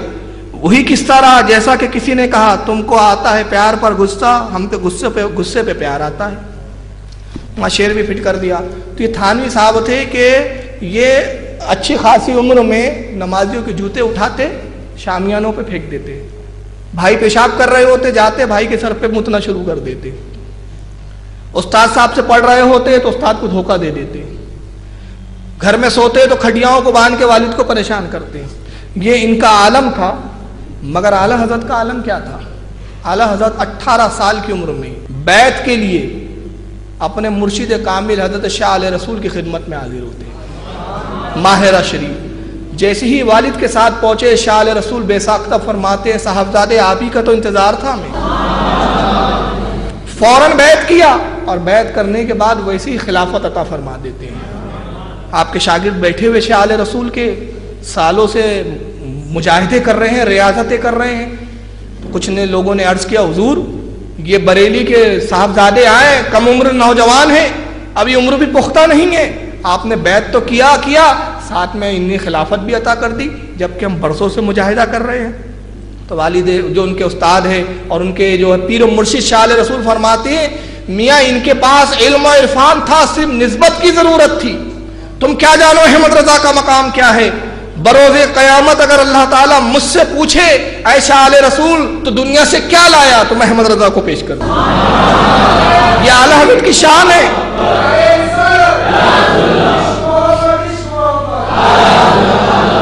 یہ اعلیٰ حضرت کی شان ہے کہ استاد محترم آپ کے پیر و مرشد کہہ رہے ہیں کہ بروز قیامت مجھ سے پوچھا جائے اگر کہ کیا لایا عائشہ آل رسول، تو محمد رضا کو پیش کروں گا. یعنی حالت کی ذات وہ ہے جس پر استاد فخر کرے، جس پر پیر فخر کرے، جس پہ باپ فخر کرے. اور تھانوی صاحب ہے جو سب کے اوپر بوجھ بن کے بیٹھ گئے. کبھی کسی کے سر پہ پیشاب کر رہے ہیں، کبھی کسی کے سر پہ موت رہے ہیں، جو مرضی آ رہی ہے، شرارتوں سے بھرا ہوا انداز ہے. اب آئیے میں آپ کو بتاؤں، یہ تو بچپنے کے واقعات ہی بتاؤں تو بہت لمبا وقت ہو جائے گا. تھانوی صاحب نے داخلہ کب لیا؟ میں نے جیسے عرض کیا کہ اعلیٰ حضرت رضی اللہ تعالیٰ عنہ جب فارغ ہوئے 1286 میں آپ عالم بن کے فارغ ہوئے. تھانوی صاحب کی عمر اس وقت کتنی تھی؟ 6 سال. اشرف علی تھانوی صاحب جو ہے دارالعلوم دیوبند میں جب داخلہ لیتے اس وقت ان کی عمر کیا تھی؟ انہی کے شاگرد اور انہی کے خلیفہ کی زبانیں سن لیجئے. یہ چنانچہ اشرف السوانح جلد 1 کا صفحہ نمبر 24 ہے. دیکھ لیجئے، اشرف السوانح ادارہ تالیفات اشرفیہ سے چھپی ہوئی ہے. چنانچہ خواجہ عزیز الحسن گوری مجذوب صاحب جو ان کے خلیفہ اور شاگرد وہ کہتے ہیں مدرسے دیوبند میں تقریباً 5 سال بسلسلہ طالب علمی رہنا ہوا. یعنی 5 سال دیوبند میں انہوں نے پڑھا. آخر ذی قعدہ 1295 میں وہاں داخل ہوئے. کب داخل ہوئے؟ 1295 میں، 95 میں. یہ 95 میں اشرف علی تھانوی صاحب مدرسے دیوبند میں داخل ہوئے 1295 میں. اور 1295 میں اعلیٰ حضرت کی اس وقت عمر کتنی ہوتی ہے؟ 23 سال. اور اعلیٰ حضرت عالم بن کے کب نکل چکے تھے؟ 14 سال میں. مطلب جب یہ داخل ہو رہے تو اعلیٰ حضرت کی عمر 23 سال تھی. فارغ ہوئے ایک عرصہ گزر گیا تھا. اور اس وقت تک کہ جب یہ مدرسے دیوبند میں داخل ہو رہے تھے اعلیٰ حضرت 75 کتابیں دین کے اوپر لکھ چکے تھے. میں ان میں سے چند کے نام ابھی آپ کو بتاتا ہوں.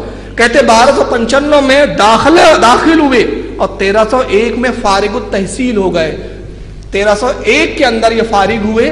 چنانچہ اعلیٰ حضرت تو جب 75 کتابوں کے مصنف تھے، یہ مدرسے دیوبند میں پڑھنے کے لیے بھی داخلہ لے رہے تھے، لائن میں لگے ہوئے تھے داخلہ فارم لیے ہوئے. اور اس وقت تک اعلیٰ حضرت 23 سال کی عمر تھی.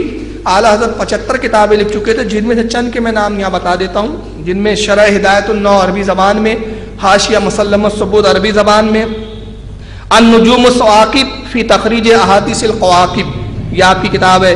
مطلع القمرین فی ابانتی سبقۃ الامرین، انفاس الفقر فی قربان البقر، فضل القضاء فی رسم الافتاء، سیف المصطفیٰ علی ادیان الافتراء، قمر التمام فی نفی الظلام عن سید الانام. یہ اعلیٰ حضرت کی میں نے چند کتابوں کے نام سنے. اس طرح 75 کتابیں ہیں جو اعلیٰ حضرت اس وقت تک 23 سال کی عمر تک آپ اپنی لکھ چکے تھے. اب ظاہر سی بات ہے کہ مولانا اشرف علی تھانوی صاحب 1295 میں پڑھنے جب داخل ہوئے، اعلیٰ حضرت اس وقت تک تو لکھ چکے تھے. تو مدرسے دیوبند کی تو شکل و صورت بھی اعلیٰ حضرت نے نہیں دیکھی تھی. تو مدرسے دیوبند جانا اور داخلہ لینا تو بہت دور کی بات. چلیے اب یہ تو بہرحال مجدد ہے علماء دیوبند کی، اور ان کا علم کتنا ہے؟ بقول مطالعہ بریلویت مولانا خالد محمد صاحب کے کہ ایک پلے میں اشرف علی تھانوی صاحب کا علم رکھ دیا جائے اور دوسرے پلے میں پورے ہندوستان کے علماء کا، تو پلہ کن کا بھاری ہوگا؟ تھانوی صاحب کا. تو چلیے بچپنے کی شرارت تھی، ہم اس کو نظر انداز کر دیتے ہیں، جان دیتے ہیں بھائی نابالغ بچے تھے، ناسمجھ بچے تھے تھانوی صاحب. اب عالم بن گئے، بڈھے خوسٹ ہو گئے. اب کیا کرتے تھے؟ ذرا اب انہی کی کتابوں سے ذرا ملاحظہ کریں کہ عالم بننے کے بعد، بڈھے خوسٹ ہونے کے بعد تھانوی صاحب کا عالم کیا تھا، ذرا سنیے. یہ خاتمۃ السوانح ایک ہی جلد میں ہے، اس کا صفحہ نمبر 48 ہے. صفحہ نمبر 48 کہاں سے چھپی ہے؟ مکتبہ تالیفات اشرفیہ تھانہ بھون ضلع مظفر نگر یو پی سے. اس کے لکھنے والے بھی عزیز الحسن غوری مجذوب صاحب، انہی کے چہیتے مرید اور خلیفہ. تھانوی صاحب نے بہت جلدوں میں کتابیں لکھی. چنانچہ صفحہ نمبر 48 معاف کیجیے گا، صفحہ نمبر 48 پر تھانوی صاحب کے بارے میں کیا لکھتے ہیں؟ حضرت اقدس. کون؟ تھانوی صاحب. اقدس کے معنی ہوتے ہیں جن کا تقدس بہت زیادہ ہو، بہت بلند بالا شخصیت. حضرت اقدس کسی کام سے فارغ ہوتے ہی فوراً تسبیح سنبھالتے تھے. جب کسی کام سے فارغ ہو جاتے مولانا تھانوی صاحب تو تسبیح لے کے بیٹھ جاتے، اور بعض اوقات مزاحن فرماتے، ہنس کے کہتے مذاق میں، میں نے اس کا نام، کس کا نام؟ تسبیح کا جال رکھا ہے کیونکہ لوگ اس سے پھنستے ہیں. سمجھ رہے آپ؟ جب چھوٹے تھے تو قرآن کائے کے لیے پڑھتے تھے؟ استادوں کو ستانے کے لیے. اور جب بڑے ہوئے لوگوں کو پھنسانے کے لیے. آتا جا پھنستا جا، آتا جا پھنستا جا، من کے یہی ڈھکیلتے تھے. تو لکھتے ہیں کہ بعض اوقات مزاحن فرماتے تھے کہ میں نے اس کا نام جال رکھا ہے، کیوں؟ اس سے لوگ پھنستے ہیں۔ تھانوی صاحب پھنساتے تھے، مگر ہمارا مجدد کیا کرتا تھا ذرا دیکھیے۔ میں آپ کو اپنے مجدد کی ایک شان بتاؤں۔ اعلیٰ حضرت اپنے گھر میں تشریف فرمائے، وقت کے بریلی کے سیٹ آتے ہیں جن کا کاروبار لاکھوں کا ہے، مگر جس کا کاروبار زیادہ بڑا ہوتا ہے تو اس کا نقصان بھی بڑے ہوتے ہیں۔ کاروبار میں اگر نقصان ہو جائے، مٹھائی کا اتنا بڑا ٹوکرا لے کر آ گئے اور آنے کے بعد اعلیٰ کی خدمت میں ٹوکرا پیش کرتے ہیں۔ اعلیٰ نے فرمایا کہ اس میں کیا ہے؟ عرض کیا حضور اس میں مٹھائی ہے۔ فرمایا اتنی ساری کیوں مٹھائی لا لی؟ مٹھائی لا لیا آپ نے؟ لانا ہی تھا اگر توفتاً تو تھوڑی سی لے آتے، اتنا ٹوکرا بھر مٹھائی۔ کہا حضور گھر کے بچے اور گھر کی خواتین احباب کھائیں گے، اور تحفہ قبول کرنا تو رسول اللہ کی سنت ہے۔ جب ان کے جو ہے چہیتے چاہنے والے وہ سیٹ صاحب نے ایسا کہا جو محبت کرتے تھے اعلیٰ حضرت سے، تو اعلیٰ حضرت نے قبول فرما لیا۔ اپنے نوکر کو آواز دی، خادم کو، جائیے اس ٹوکرے کو اندر رکھ دیجیے۔ خادم صاحب آئے، ٹوکرا اٹھایا، اندر رکھ دیا۔ اب اعلیٰ حضرت نے فرمایا کہ اس سیٹ صاحب سے پوچھتے ہیں کہ فرمائیے آپ کا کیا حال ہے، خیریت تو ہے؟ تو انہوں نے کہا حضور کہاں خیریت ہے، بڑی پریشانی ہے، کاروبار بڑا ٹھنڈے چل رہے ہیں، بڑی تکلیف ہے، نقصان ہو رہا ہے، حضور کچھ تعویذ عطا فرما دیجیے، کچھ تعویذ دے دیجیے۔ اعلیٰ حضرت اپنے خادم کو آواز دیتے ہیں باہر آئیے، ٹوکرا باہر لاؤ۔ کہا یہ لیجیے ٹوکرا۔ کہا حضور، کہا نہیں، احمد رضا مٹھائی کے بس تعویذ نہیں بیچتا ہے، آپ کو اگر تعویذ ہی لینا تو اس کی رشوت دینے کی کیا ضرورت تھی؟ کہا حضور میرا وہ مطلب نہیں۔ فرمایا بالکل نہیں، اسے لے جائیے، اور جب اگلی بار آپ آئے تو اسی وقت آئیے گا کہ جب اس طرح کی کوئی رشوت ساتھ میں نہ ہو۔ حالات کی شان یہ تھی کہ اگر تعویذ لینے کوئی آیا تو اجرت لینا تو بہت دور کی بات، مٹھائی قبول نہیں کرتے تھے، اور یہ تسبیح لے کے اس لیے بیٹھتے تھے کہ آتا جا پھنستا جا۔ اب میں خود بتا دوں تھانوی صاحب کے جملے میں نہیں کہتا بھائی، میرا ایک جملہ نہیں ہے، چنانچہ یہ افادات الیومیہ کی پہلی جلد ہے، ابھی تک آپ دوسری جلد کو ملاحظہ کر رہے تھے، اب دوسری یہ پہلی جلد کو بھی دیکھ لیجئے۔ اس کا نام ملفوظات حکیم الامت الافادات الیومیہ۔ اس میں تھانوی صاحب خود کیا فرماتے ذرا سن لیجئے۔ اس کتاب کا جلد اول ہے اور صفحہ نمبر 252 قسط نمبر 2 ملفوظ نمبر 511۔ مولانا تھانوی صاحب کہتے ہیں میری ساری عمر مفت خوری میں کٹی، پہلے جملہ یہ، میری ساری عمر مفت خوری میں کٹی ہے۔ پہلے تو باپ کی کمائی کھائی، بس بیچ میں بہت تھوڑے دنوں تنخواہ پہ گزر ہوا، پھر اس کے بعد سے پھر وہی سلسلہ مفت خوری کا جاری ہے، یعنی مدت سے نذرانوں پر گزر ہے، نہ کچھ کرنا پڑتا ہے نہ کمانا، کھانا کھانے کو بھی دونوں وقت ملتا ہے۔ تو ان کی پوری عمر کائے پہ گزری؟ مفت خوری میں۔ پہلے باپ کی کمائی کھائے، پھر اس کے بعد کیا کیا، کچھ دن تھوڑے دن کاروبار کیا، وہ بھی چھوڑ دیا، اب نذرانوں پہ پل رہے ہیں۔ تو تسبیح لے کے بیٹھے اس لیے کہ لوگ پھنستے جائیں، نذرانے دیتے جائیں۔ اور اعلیٰ حضرت کا عالم کیا ہے کہ تعویذ اگر لینا ہے تو ویسے ہی آئیے، اگر مٹھائی بھی لائے تو وہ بھی نہیں چلتی۔ یہ اعلیٰ حضرت رضی اللہ تعالیٰ عنہ کی شان تھی۔ اور اعلیٰ حضرت دنیا داروں سے کتنے بیزار تھے۔ مولانا حسنین میاں آپ کے بھتیجے ایک مرتبہ ایک صاحب کو لاتے ہیں جو اس وقت اس زمانے میں انگریزوں کے دور تھا، اور غالباً ڈپٹی کلیکٹر تھے، وہ مسلم تھے اور سید زادے تھے۔ تو اب ڈپٹی کلیکٹر کیسا رہتا ہے، کلین شیو، پینٹ شرٹ، اعلیٰ کی خدمت میں اسی انداز میں آئے وہ۔ اعلیٰ حضرت کتاب لکھنے میں مصروف تھے۔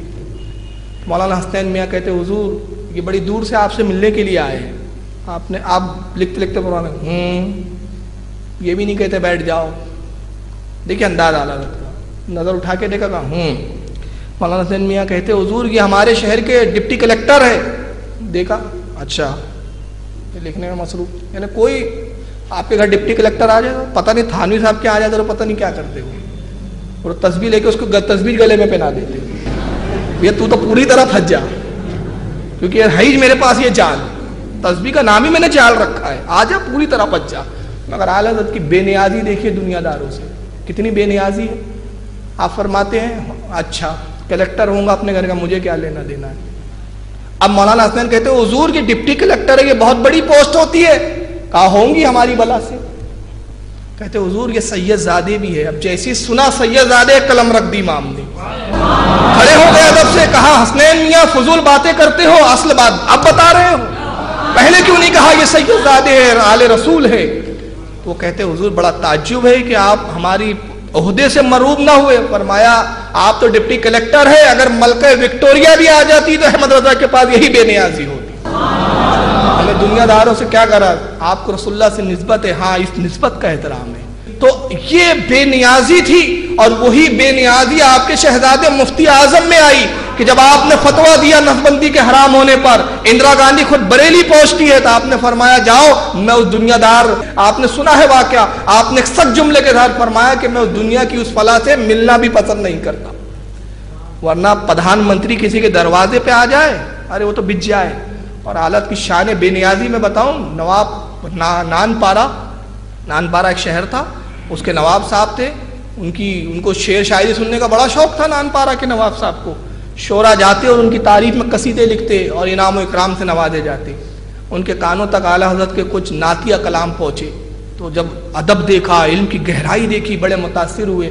اپنے وزیر کو بھیجا, کہا جاؤ اب تک بڑے بڑے شعرا نے ہمارے شان میں قصیدے کہے, یہ تو سب چاپلوس تھے. مولانا احمد رضا کے قلم میں بڑی پختگی ہے, ان کا ادب بڑا گہرا ہے, جائیے اور ان سے ہماری شان میں کچھ قصیدہ لکھوا لائیے.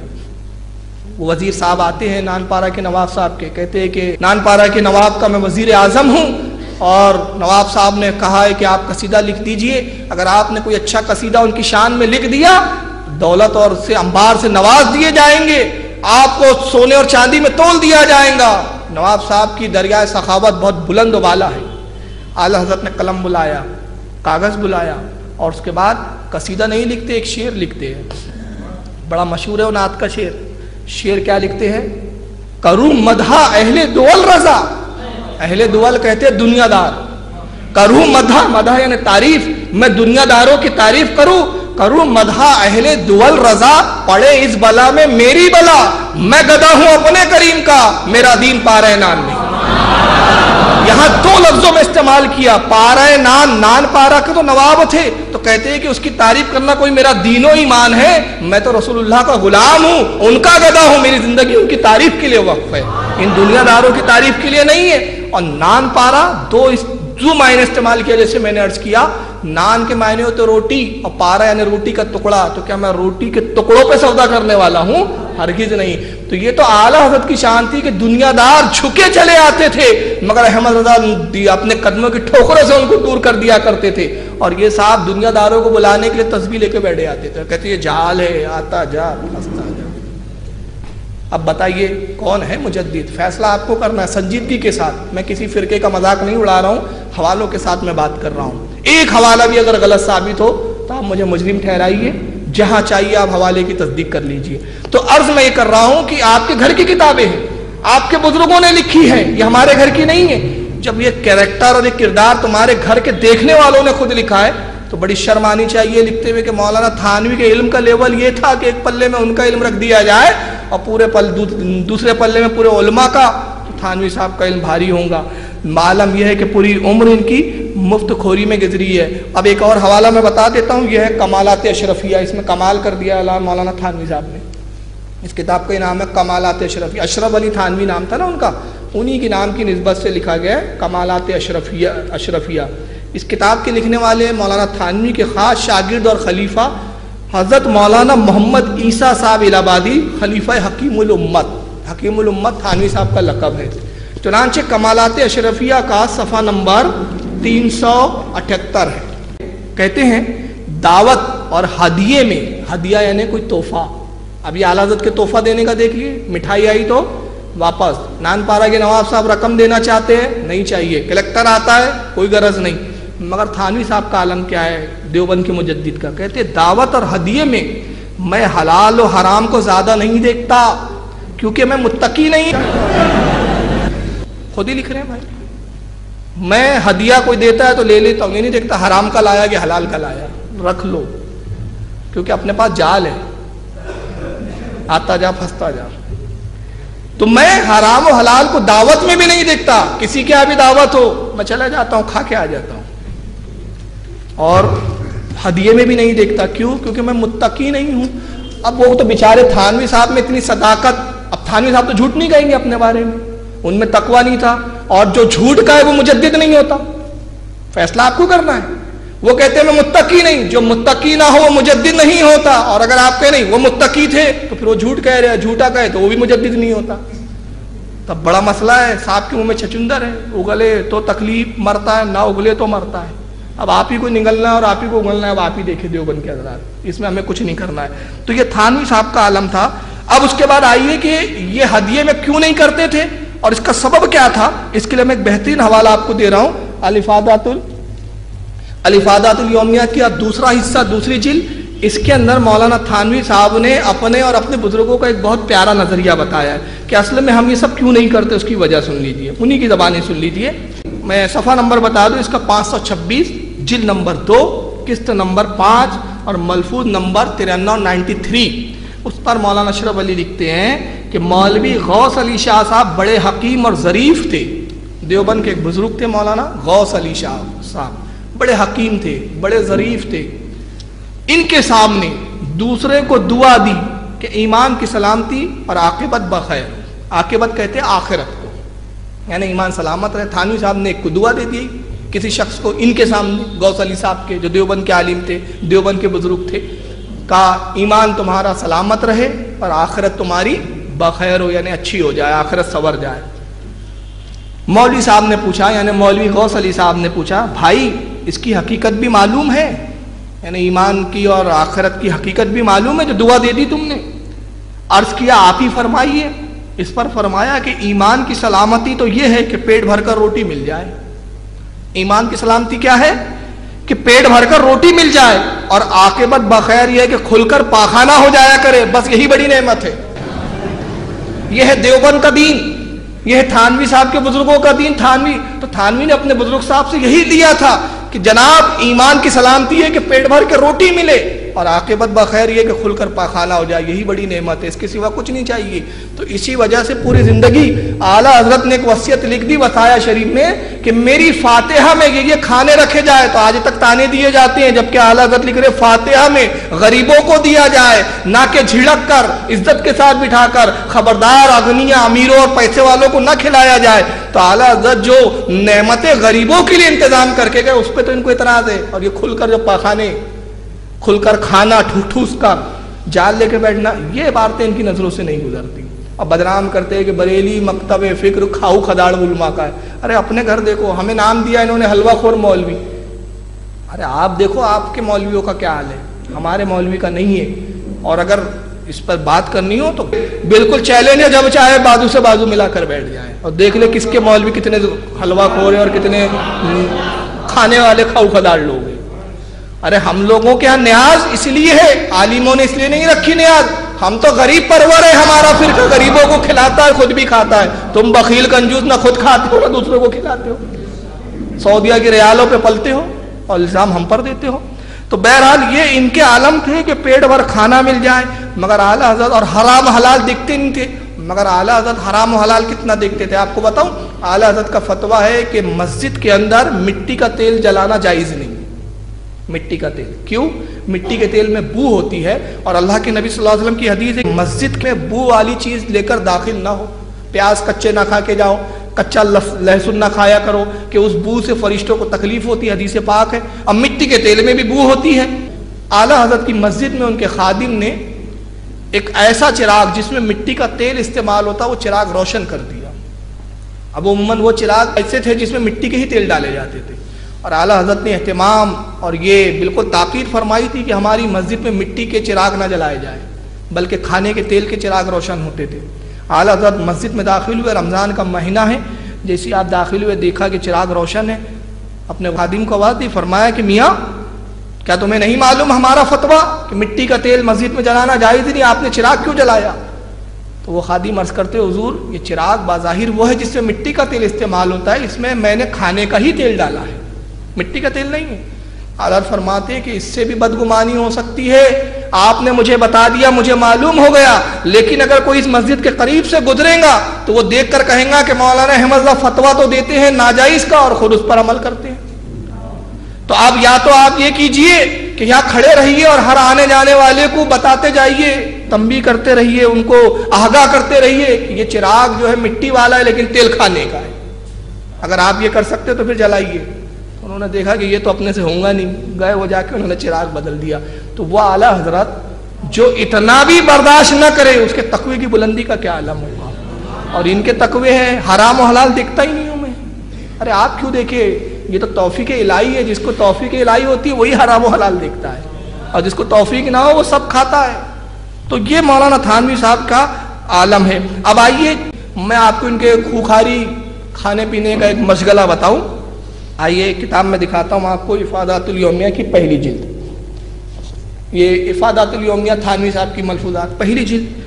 اور میں بار بار بتا چکا ہوں کہاں سے چھپی، کس نے لکھا، بار بار بتانے کی ضرورت نہیں ہے.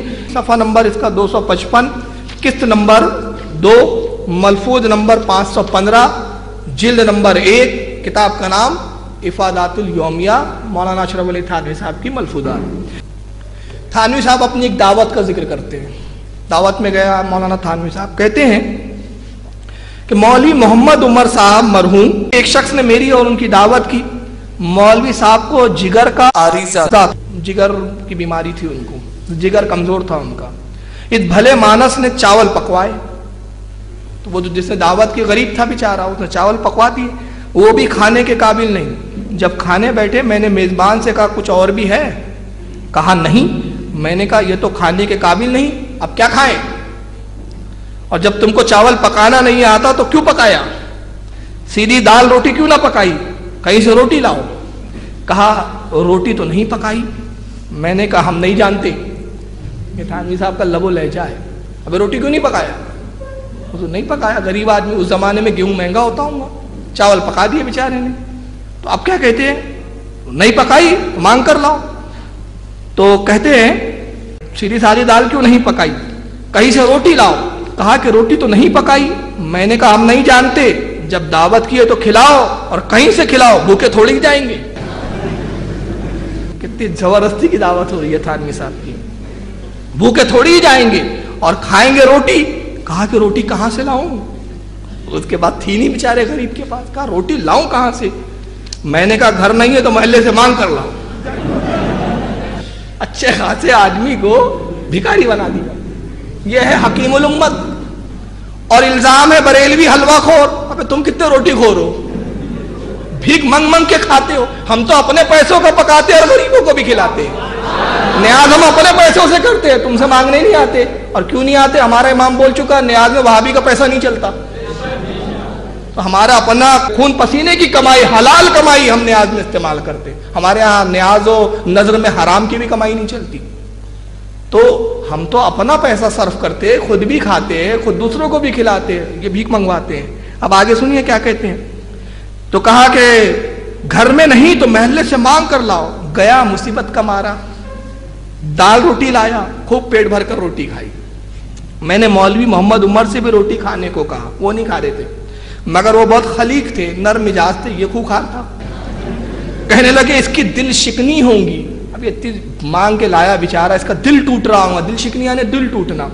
کہنے لگے کہ اس کی دل شکنی ہوں گی. میں نے کہا ہماری جو شکم شکنی ہوں گی اس کا کیا؟ اس کا سوچیں گے تو اپنے پیٹ میں درد ہو جائے گا. تو یہ تھانوی صاحب کی دعوت ہے بھائی. مگر اعلیٰ حضرت کی میں دعوت بتاؤں، 2 دعوتیں بتاؤں گا اعلیٰ حضرت. تو مولانا حسین میاں علیہ رحمہ جو آپ کے سگے بھتیجے ہیں، وہ بیان فرماتے ہیں کہ اعلیٰ حضرت کی کسی نے ایک اعلیٰ حضرت بیٹھے ہوئے تھے اپنے گھر میں. تو ایک کم عمر بچہ آتا ہے اعلیٰ حضرت کی خدمت میں، اب بے تکلفی کے ساتھ. دیکھو اعلیٰ حضرت کا کتنی خوش مزاجی کا عالم تھا کہ بچے بھی بے تکلف گفتگو کیا کرتے تھے. بے تکلفی کے ساتھ آتا اور کہتا ہے کہ میری بوا نے آپ کی دعوت کی. اس زمانے میں ماں کو بوا بھی کہتے تھے، جو یہ بھی ایک لفظ استعمال ہوتا تھا، یعنی میری ماں نے آپ کو دعوت رکھا ہے، آپ کی دعوت ہے. تو اعلیٰ حضرت مسکرایا، فرمایا صاحبزادے ہمیں کیا کھلاؤں گے وہاں پر؟ اب اس لیے نہیں پوچھ رہے کہ بریانی کھانا ہے، کفتے کھانا ہے. دیکھیے انداز حالت کا بچے سے. تو مولانا حسین میاں فرماتے ہیں کہ اس نے دامن سمیٹا ہوا تھا اور اسی میں کچھ چیز تھی. تو اس نے نکالا، ماش کی دال تھی جس کو ہم اپنی زبان میں کیا کہتے ہیں، اڑد کی دال کہتے ہیں. تو اس نے ماش کی دال رکھی ہوئی تھی. کہا کہ دال کھلائیں گے، اور اس میں مرچیاں تھیں، یہ کھلائیں گے ہم آپ کو. تو اعلیٰ حضرت مسکرائے، فرمایا ہم آپ کی دعوت میں ضرور آئیں گے. اور عالم یہ تھا کہ اعلیٰ حضرت کو تیز چلتا نہیں تھا، تیز آپ سے برداشت نہیں ہوتا تھا. بہت کم مرچ، ہلکی سی مرچی ڈال دی جاتی تھی، وہی کھایا کرتے تھے. اپنے اس عالم سے، وہ شاگرد سے جن کا نام کے لیے میں نے کتاب کھولی ہے، تو ان سے کہا انہوں نے کہ ان سے پتہ، ہاں مولانا کفایت، حاجی کفایت اللہ صاحب آپ کے خادم تھے، حاجی کفایت اللہ صاحب سے فرماتے ہیں کہ اس بچے کا پتہ پوچھ لیجیے۔ اب انہوں نے پوچھ لیا، اب وہ تو چلے گیا بچہ، حاجی کفایت اللہ نے سوچا اعلیٰ حضرت نے بچے سے دل لگی کی کائی کی دعوت، مگر اعلیٰ حضرت جب دوسرا دن آیا تو بالکل کپڑے وغیرہ بدل کے ایسے ہی تیار ہوئے جیسے دعوت کے لیے تیار ہوا جاتا ہے۔ حاجی کفایت اللہ سے فرماتے ہیں کہ چلیے دعوت میں۔ کہا حضور کہا آپ نے پتہ نہیں لیا اس بچے سے؟ کہا پتہ تو لے لیا تھا۔ فرمایا پھر چلیے۔ پہنچتے، غریب کا گھر ہے وہ، اور جھوپڑا ایک ہی کمرے کا مکان، اور اس جھوپڑے کے سامنے ایک چھپڑ ٹین کا ڈلا ہوا ہے۔ آپ گھر کے پاس گئے، بلند آواز سے سلام کیا، گھر میں خاتون کی آواز آتی ہے، جواب دیتی ہے، کہتی ہے حضور میں پردہ دار خاتون ہوں، آپ یہیں چھپر کے پاس تشریف رکھیے، کمرہ ایک ہی ہے، کمرہ ایک ہی ہے، اور سامنے روڈ جاتی ہے، لوگ آ رہے جا رہے ہیں، وقت کا امام اس چھپر کے نیچے بیٹھ جاتا ہے، ساتھ میں حاجی کفایت اللہ بھی بیٹھے ہوئے ہیں۔ اس کے بعد اندر سے ایک پلیٹ آئی، اس میں ماش کی دال ہے اور اوپر سے لال سرخ مرچیاں کاٹ کے رکھ دی گئی، اور روٹی کائی کی ہے، جو کی موٹی موٹی روٹیاں۔ اب جو کی روٹی نہیں کھاتے تھے، اعلیٰ سوجی کے بسکٹ کھاتے تھے، اور ایک بسکٹ کھاتے تھے پورا دن کے لیے کافی ہوتا تھا، اتنی کم خوراک۔ یہاں تک کہ علماء فرماتے علامہ ظفر الدین وغیرہ کہ ایک پیالہ شوربہ 3 دن پورتا تھا اعلیٰ حضرت کو، اتنا کم خوراک تھی آپ کی۔ اب وہ جوار کی روٹی آ گئی، تبھی حاجی کفایت اللہ آپ کے شاگرد جو ہے عزیز، آپ کے خادم کان میں کہتے حضور میں اس گھر کو شاید پہچانتا ہوں، مجھے کچھ یاد آ رہا ہے۔ فرمایا کیا بات ہے، کون ہے اس گھر کا مالک؟ کہتے حضور جو جس کا یہ گھر ہے وہ کسی زمانے میں نوبت بجاتا تھا۔ نوبت کس کو بولتے ہو؟ جو ڈھول بجاتے دن دن دن دن، یعنی ہمارے آج کی زبان میں آسانی سے بول دوں کہ وہ سندل کا جو باجا بجتا ہے بڑا والا، وہ بجاتا ہے۔ تو اب کیسے کھائے، کیونکہ یہ تو پیشہ جائز ہی نہیں۔ تو وہ حالانکہ گفتگو دھیرے ہو رہی تھی لیکن وہ آواز خاتون تک پہنچ گئی، تو خاتون اندر سے کہتی ہے حضور میرے شوہر واقعی ڈھول باجے بجایا کرتے تھے، مگر انہوں نے توبہ کر لی اور پھر اس پیشے کو چھوڑ دیا تھا۔ اللہ کا فضل ہے کہ توبہ کے اوپر استقامت رہی اور اس پیشے کو چھوڑ دیا انہوں نے، نیک راستے پہ لگے، اس کے بعد ان کا انتقال ہو گیا۔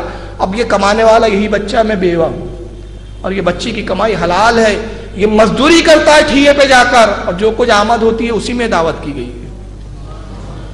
اعلیٰ حضرت اپنے ہاتھوں کو بلند کرتے کہتے پروردگار تیرا شکر ہے کہ احمد رضا کے شکم میں تو نے کبھی حرام لقمہ نہیں ڈالوایا ہے۔ اس کے بعد آپ کھاتے ہیں، مولانا حاجی کفایت اللہ فرماتے ہیں کہ بہت خوشی کے ساتھ کھانا کھایا اور بار بار تعریف کرتے اور فرماتے کہ ایسی بے تکلف دعوت روز ہو تو کتنا مزہ آ جائے۔ ایک ہمارے گھر کے لوگ ہیں روزانہ مرغی اور چوزا اور گوشت رکھ دیا کرتے ہیں، ایسی دال کی دعوت ہو تو اس سے بہتر تو کوئی کھانا ہی نہیں۔ پھر اس کے بعد بہت دعائیں تھیں اس بچوں کو، اور اس کے بعد آپ اپنے گھر تشریف لاتے ہیں۔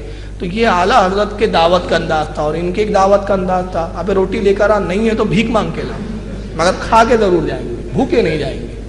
اور دوسری دعوت مولانا ظفر الدین بیاری علیہ رحمہ حیات اعلیٰ حضرت میں فرماتے ہیں کہ ایک مقام پہ اعلیٰ حضرت دعوت میں تشریف لے گئے، انہوں نے بڑے کا گوشت لا کے رکھ دیا، اور اعلیٰ حضرت کو بڑے کا گوشت پسند، نقصان دیتا، پسند تو تھا، اعلیٰ حضرت نے اس کی تعریف لکھی ہے، مگر اعلیٰ حضرت کے مزاج کچھ سوٹ نہیں کرتا تھا۔ اب وہ بڑے کے گوشت کا شوربہ اور اس میں بھی مرچ بھی بہت تیز، تو حاجی علامہ ظفر الدین علیہ رحمہ فرماتے ہیں کہ میں بڑا فکر مند ہوا کہ کیسے کہوں۔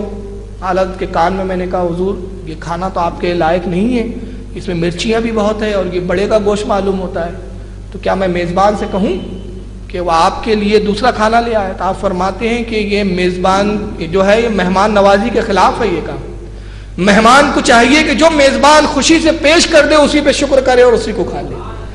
اب انہوں نے نہیں معلوم تھا ان کو کہ مجھے نہیں چلتا، لیکن چونکہ ہم دعوت میں ہیں، رسول اللہ کی سنت ہے دعوت قبول کرنا، ہم اسی کی کھائیں گے۔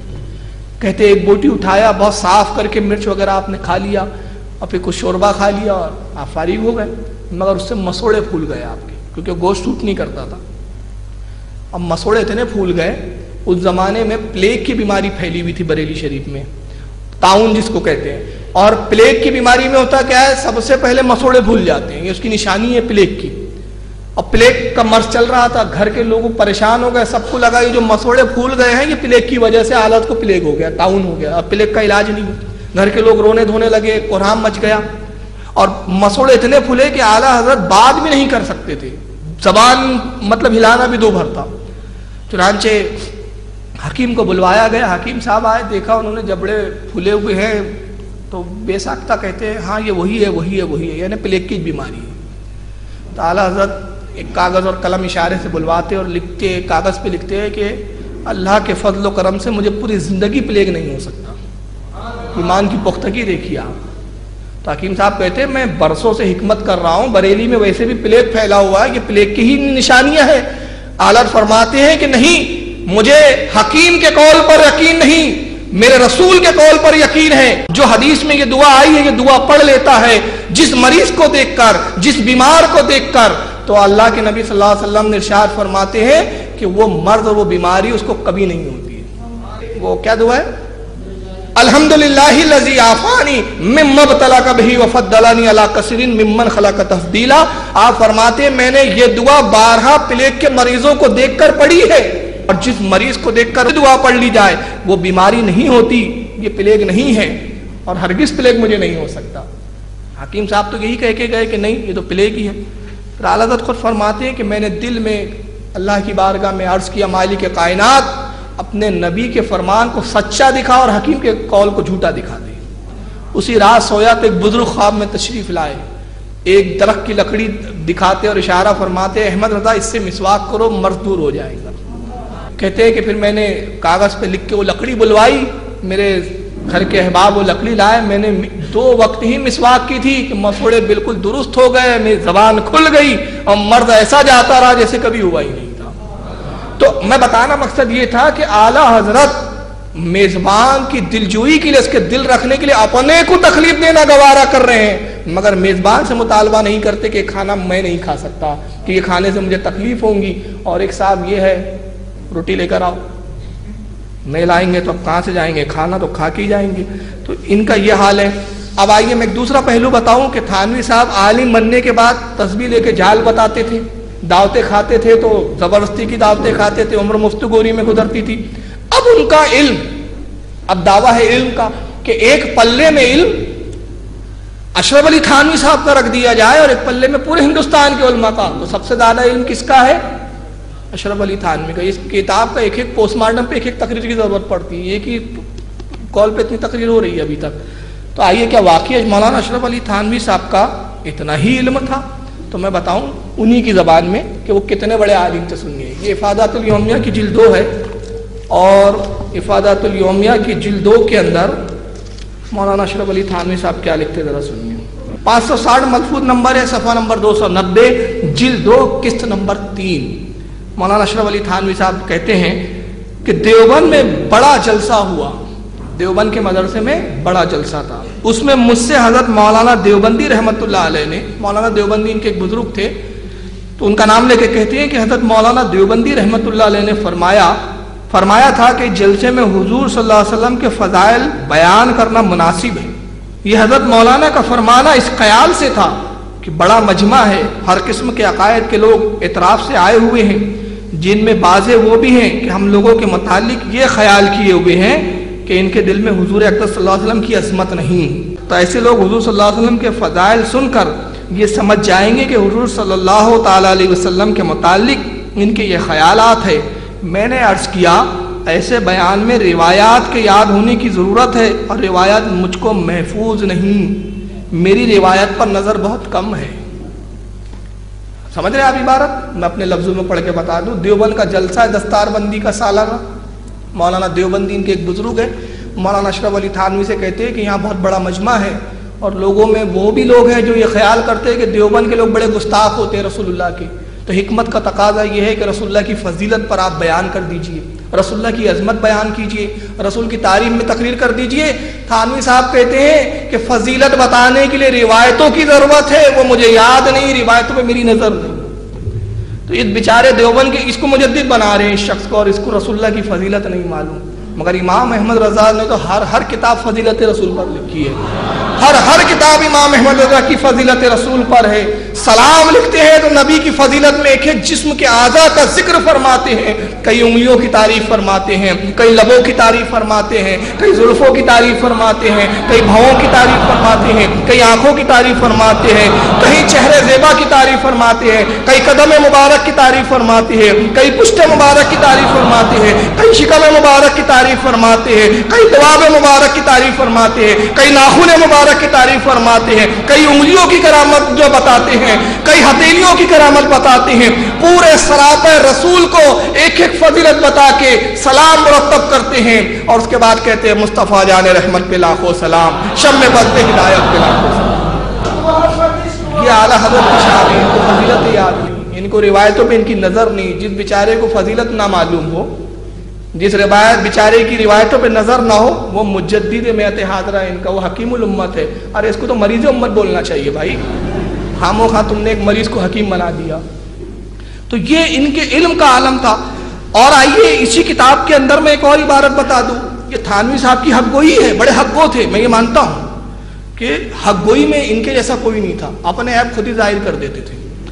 چنانچہ اسی ملفوظات کی یہ جلد 3 ہے اور اس کا صفحہ نمبر 221 ہے، الافادۃ الیومیہ جلد 3 قسط نمبر 2 صفحہ نمبر 221 ملفوظ نمبر 283۔ اس میں کہتے ہیں کہ بعض عبارت کی رائٹنگ لائنیں جو ہوتی ہے، عبارتیں، حروف، ورڈنگ، بعض عبارتیں میری ہی پہلی لکھی ہوئی اب میری خود ہی سمجھ میں نہیں آتی، میری ہی لکھی ہوئی ہے، میں نہیں لکھا تھا کسی زمانے میں، اب پڑھتا ہوں تو میری سمجھ میں نہیں آتی۔ آج ہی کا واقعہ ہے، ایک فتویٰ میرا ہی لکھا ہوا نکل آیا، اب پتہ نہیں کہاں سے نکل آیا، کر کے صفائی ہو رہی ہوں گی تو نکل آیا، ایک فتویٰ میرا ہی لکھا ہوا نکل آیا۔ بڑے غور و فکر سے بار بار دیکھا، تب سمجھ میں آیا، ارے یہ تو اپنا ہی ہے۔ پہلے تو ڈاؤٹ ہوا متھانی صاحب کو اپنا ہی ہے کہ نہیں، پتہ نہیں کسی اور کا ہے، پھر سمجھ میں بھی نہیں آیا، بہت غور کیا۔ تو اب جس بیچارے کو اپنا ہی فتویٰ سمجھنے کے لیے اتنا وقت لگے، وہ کیا خاک اماموں کی کتابیں سمجھیں گا، خاک قرآن سمجھیں گا؟ یہ خود لکھا ہے، یہ مذاق بنایا ہے انہوں نے دین کو، اور یہ حکیم الامت، یہ مجدد ہے، اور ایسے مجدد کو پال کر اس کی پرورش کر کے کہ ہمیں منہ چڑھاتے کم وقت۔ اعلیٰ حضرت سے پوچھا جاتا ہے رسول اللہ کے نام کتنے ہیں؟ اعلیٰ حضرت کہتے ہیں کہ رسول اللہ کے نام حد و شمار سے پرے ہیں، اس کا حد و شمار اللہ ہی جانتا ہے۔ علماء نے تقریباً 7000 نام بتائے، فقیر نے اس میں اور اضافہ کیا، اور ایک لمبی تعداد، وہ ایگزیکٹ فگر نہیں ہے مجھے یاد ابھی، ایک بڑا فگر بتا کے کہتے ہیں فقیر نے رسول اللہ کے اتنے نام جو ہے وہ ثابت فرمائے۔ تو جو رسول اللہ کے نام ہزاروں میں گنائے، اس کے علم کا کیا عالم ہوگا۔ اعلیٰ حضرت کی ایک نعت ہے، میں بتاؤں آپ کو، دیکھیں اعلیٰ حضرت کا مزاج، ایک بات واقعہ بتاؤ تو بہت وقت ہو جاتا ہے، لیکن تھوڑا سا وقت گوارا کر لے، برداشت کر لے۔ ایک نعت ہے اعلیٰ حضرت کی، حاجیو آؤ شہنشاہ کا روزہ دیکھو، حاجیو آؤ شہنشاہ کا روزہ دیکھو، کعبہ تو دیکھ چکے، کعبے کا کعبہ دیکھو۔ وقت کے بڑے بڑے شہرا ایک مشاعرے میں بیٹھے ہوئے، اعتراض ہوتا ہے کہ لفظ شہنشاہ رسول اللہ کی شان کے لائق نہیں، شعر یوں ہونا چاہیے، حاجیو آؤ میرے شاہ کا روزہ دیکھو، کعبہ تو دیکھ چکے، کعبے کا کعبہ دیکھو۔ اعلیٰ حضرت کی بارگاہ میں سوال لکھ کر بھیجا جاتا ہے، حضور یہاں لفظ شہنشاہ مناسب نہیں ہے، یہاں شاہ ہونا چاہیے۔ اعلیٰ حضرت چڑھتے نہیں ہیں، ناراض نہیں ہوتے، یہ نہیں کہتے کہ تم مجھے سمجھانے چلے ہو، بلکہ ان کی تشفیع کے لیے، ان کے جواب دینے کے لیے ایک مستقل کتاب لکھتے ہیں، پوری کتاب لکھ کر ثابت کرتے ہیں کہ رسول اللہ کے لیے شہنشاہ استعمال کرنا جائز ہے۔ اور 1400 سال میں کتنے علماء ہیں جنہوں نے نبی پاک کے لیے شہنشاہ کا لفظ استعمال کیا ہے۔ تو یہ اعلیٰ حضرت کی شان تھی۔ مگر آئیے دیوبند کے بزرگوں کا، تھانوی کی زبانی سن لیجئے، تھانوی صاحب کی، یہ افادۃ الیومیہ کی 5ویں جلد ہے، یہ 5 جلدوں میں بار بار کہہ رہا ہوں، 5ویں جلد ہے افادۃ الیومیہ کی، اور اس کا ملفوظ نمبر 108، صفحہ نمبر بھی 108، ملفوظ نمبر بھی 108۔ اس میں تھانوی صاحب لکھتے ہیں، اپنے ایک بزرگ کا واقعہ سنا رہے ہیں، کہتے ہیں کہ رامپور میں حضرت مولانا گنگوہی نے، مولانا رشید احمد گنگوہی نے، جو اشرف علی تھانوی صاحب کے استاد بھی تھے، رامپور میں حضرت مولانا گنگوہی نے ایک واقعے میں طلاق کے متعلق کوئی فتویٰ دیا۔ طلاق کے معاملے میں گنگوہی صاحب نے ایک فتویٰ دے دیا تھا۔ کسی عورت نے قرآن شریف کا ترجمہ پڑھ کر اس کے خلاف یہ فتویٰ دے دیا کہ قرآن میں یہ لکھا ہے، کسی عورت نے ان کو سوال لکھا کہ قرآن میں تو یہ لکھا ہے اور آپ کا فتویٰ قرآن کے فتوے کے خلاف ہے۔ تو ہونا کیا چاہیے تھا؟ اب آپ بتائیے کیا ہونا چاہیے تھا؟ اس کو سمجھاتے، اگر وہ صحیح تھی تو آپ رجوع کرتے، اور اگر اس نے غلط سمجھا تو آپ اس کو سمجھاتے۔ مگر آئیے دیوبند کے بزرگ کیسے سمجھاتے ہیں، کہتے ہیں کہ حکیم ضیاء الدین صاحب رحمۃ اللہ تعالیٰ علیہ، یہ رحمۃ اللہ علیہ بھی ہے، حکیم ضیاء الدین صاحب رحمۃ اللہ تعالیٰ علیہ سے کسی نے بیان کیا، فرمایا وہ کیا جانے مسئلہ چڈو کہیں کی۔ یہ لینگویج ہے ان کی بھائی، یہ دیوبند کی فصیح اردو ہے، بلاغت سے بھری ہوئی۔ کہتے ہیں وہ کیا جانے مسئلہ چڈو کہیں کی، کہہ دو اس سے اگر زبان درازی کریں گی تو ناک چوٹی کاٹ کے رکھ دیں۔ یہ ہے دیوبند کے بزرگ، اور یہ ہے مجدد میعات حاضرہ ان کے، اور پوری کتابیں یار بھری ہوئی ہے خرافات سے۔ آخر میں ایک بات بتا دوں کہ یہ چھچورے بھی نمبر 1 کے تھے، اور اگر چھچورا پن بتاؤں ان کا تو اس کے لیے میں سمجھتا ہوں 10 مجلسیں چاہیے مجھے، 10، اور آپ اتنا وقت نہیں دے پائیں گے، اور میں اتنا 10 مجلسوں میں بول بول کے بھی تھک جاؤں گا، ان کے قصے نہیں ختم ہوں گے۔ مگر میں 2-4 قصے سنا دیتا ہوں۔ ان کی ایک کتاب ہے، کتاب کا نام ہے مولانا اشرف علی تھانوی کے پسندیدہ واقعات، مولانا تھانوی کے پسندیدہ واقعات۔ اس میں ایک واقعہ کیا لکھتے ہیں، یہ تھانوی صاحب کے چھچورے واقعات ہیں۔ کہتے ہیں ایک مرید نے خواب دیکھا، پیر صاحب کے پاس آیا اور کہا کہ حضور میں نے کل ایک خواب دیکھا، پیر صاحب سے کہہ رہا ہے۔ تو پیر صاحب کہتے کیا خواب دیکھا؟ کہ مرید کہتا ہے کہ حضور میں نے کل خواب یہ دیکھا کہ آپ کی انگلیوں میں شہد لگا ہوا ہے اور میری انگلیوں میں گو لگا ہوا ہے، غلاظت لگی ہوئی ہے۔ پیر صاحب نے کہا ہم ہے اسی لائق، ہماری انگلیوں میں شہد نہیں ہوگا تو کیا ہوگا؟ کہا حضور آپ نے بھی پورا خواب نہیں سنا۔ اس کے بعد خواب یہ ہے، اب آپ سمجھ گئے، یہ تھانوی صاحب نے بیان کیا۔ تھانوی صاحب کی پوری لطیفے کی کتاب بن سکتی ہے، اس کا نام رکھا جا سکتا ہے تھانوی جوکس، تھانوی کے جوکس۔ کہتے کہ پھر میں نے حضور آپ نے پورا خواب نہیں ہوا یہ کہ آپ میری انگلی چاٹ رہے تھے، میں آپ کی انگلی چاٹ رہا ہوں۔ اب میرے یہ سمجھ میں نہیں آیا کہ وقت کا مجدد چھچوری حکایت بتا کے بتانا کیا چاہ رہا ہے؟ بھائی کوئی مقصد ہو۔ اللہ کے نبی کی حدیث ہے، اللہ کے نبی فرماتے ہیں کہ مومن چھچورا نہیں ہو سکتا، فیض گو نہیں ہوتا۔ یہ فیض گوئی کر کے بتانا کیا چاہ رہے ہیں؟ مسجد نبوی میں اللہ کے نبی تشریف لاتے ہیں، صحابہ اکرام ہنس رہے ہیں کسی بات پر، کسی بات پہ کہہ لگا رہے ہیں۔ نبی پاک ناراض ہوئے، ارشاد فرمایا اے لوگو تم ہنستے ہو دنیا میں جبکہ موت تمہارے تعاقب میں ہے، جس کے تعاقب میں موت ہو اس کو ہنسی سے کیا کام؟ موت کے بعد جو چیز تمہیں پیش آنی ہے اگر اس کی تمہیں خبر ہو جائے تو تم دنیا میں ہنسنا چھوڑ دو۔ راوی کہتے ہیں کہ وہ صحابہ اکرام کا عالم یہ ہو گیا کہ آخرت کے خوف سے ہمیشہ خوف زدہ لرزہ براندام رہتے، اور پھر انتقال تک کسی نے ان کو ہنستے ہوئے نہیں دیکھا۔ تو یہ اسلام کی تعلیم نہیں ہے، مگر یہ ان کے حکیم الامت چھچورے امت یہ ہنس کے جوک سنا دیتے۔ ایک جوک اور دیکھیں کتنا بیہودہ سنایا، اسی کتاب بہت فیوریٹ ہے ان کی کہانیاں تھی، اس میں کہتے ایک تیلن تھی، بھیا تیلی ہو تو معاف کریں، تھانوی صاحب نے لکھا میں نے نہیں لکھا، تیلن تیلی کی بیوی کو تیلن کہتے ہیں، تیلی جو سماج ہے ہمارے، کہتے ایک تیلن تھی، اور تیلیوں کے یہاں ایک رواج ہے کہ دلہن کئی دن بات نہیں کرتی، اب ہے نہیں پتہ نہیں، اس وقت تو یہی تھا، کئی مہینے گھونگھٹوں میں رہتی تھی، گفتگو نہیں کرتی تھی، یہ برا مانا جاتا تھا اس وقت۔ تو تھانوی صاحب کہتے کہ ایک تیلن تھی، نئی شادی ہوئی، بات نہیں کرتی تھی، شوہر چلا گیا کسی جگہ، تو اس کے شوہر کی غیر حاضری میں کچھ لوگ آئے اور اس سے پوچھا کہ تیلن تیرا شوہر کہاں ہے؟ اب بولے تو گستاخی، اب دیکھیے بولنا گستاخی تھا تھانوی صاحب کے نزدیک، اور اس کے بعد کی حرکت گستاخی نہیں۔ تو تھانوی صاحب کہتے کہ اس نے یہ بتانے کے لیے کہ میرا شوہر کہاں گیا، اپنا لہنگا اٹھایا اور وہیں پیشاب کر دیا، اور اس کے بعد وہ پیشاب کو انگال کے جاتی ہے اور گویا بتا رہی کہ دریا پار گیا ہے۔ یہ تھانوی صاحب کا مزاج ہے، یہ ہماری کہانیاں نہیں ہے بھائی، یہ تھانوی کے قصے ہیں، تھانوی صاحب نے لکھا ہے۔ اندازہ لگائیے کہ سارے دن میں خوابوں میں ان کو لہنگے، منہ، پیشاب، گو، گوبر یہی نظر آتا تھا ان کو۔ اور ایک واقعہ سنا دوں ان کا، آخری بس یہ میں نے کہا نا کہ اگر یہ قصے تھانوی نے جو بیان کیا، اگر یہ کتابوں کے حوالے سے بتاتا جاؤں تو 10 مجلس سے کم ہے میرے لیے، بہت پڑھا ان کا میں نے۔ ایک آخری سنا دیتا ہوں، کہتے ہیں کہ اب یہ بتانا کیا چاہ رہے ہیں کہ کچھ لوگ علماء پہ اعتراض کرتے اپنے آپ کو نہیں دیکھتے۔ اس بات کو سمجھانے کے لیے تھانوی صاحب کے پاس کوئی حدیث نہیں ہے، فضیلت علماء پہ کوئی روایت نہیں ہے، اس کو کیسے سمجھاتے تھانوی صاحب؟ سنیے، یہ تھانوی صاحب کی گندی ذہنیت کا نتیجہ ہے۔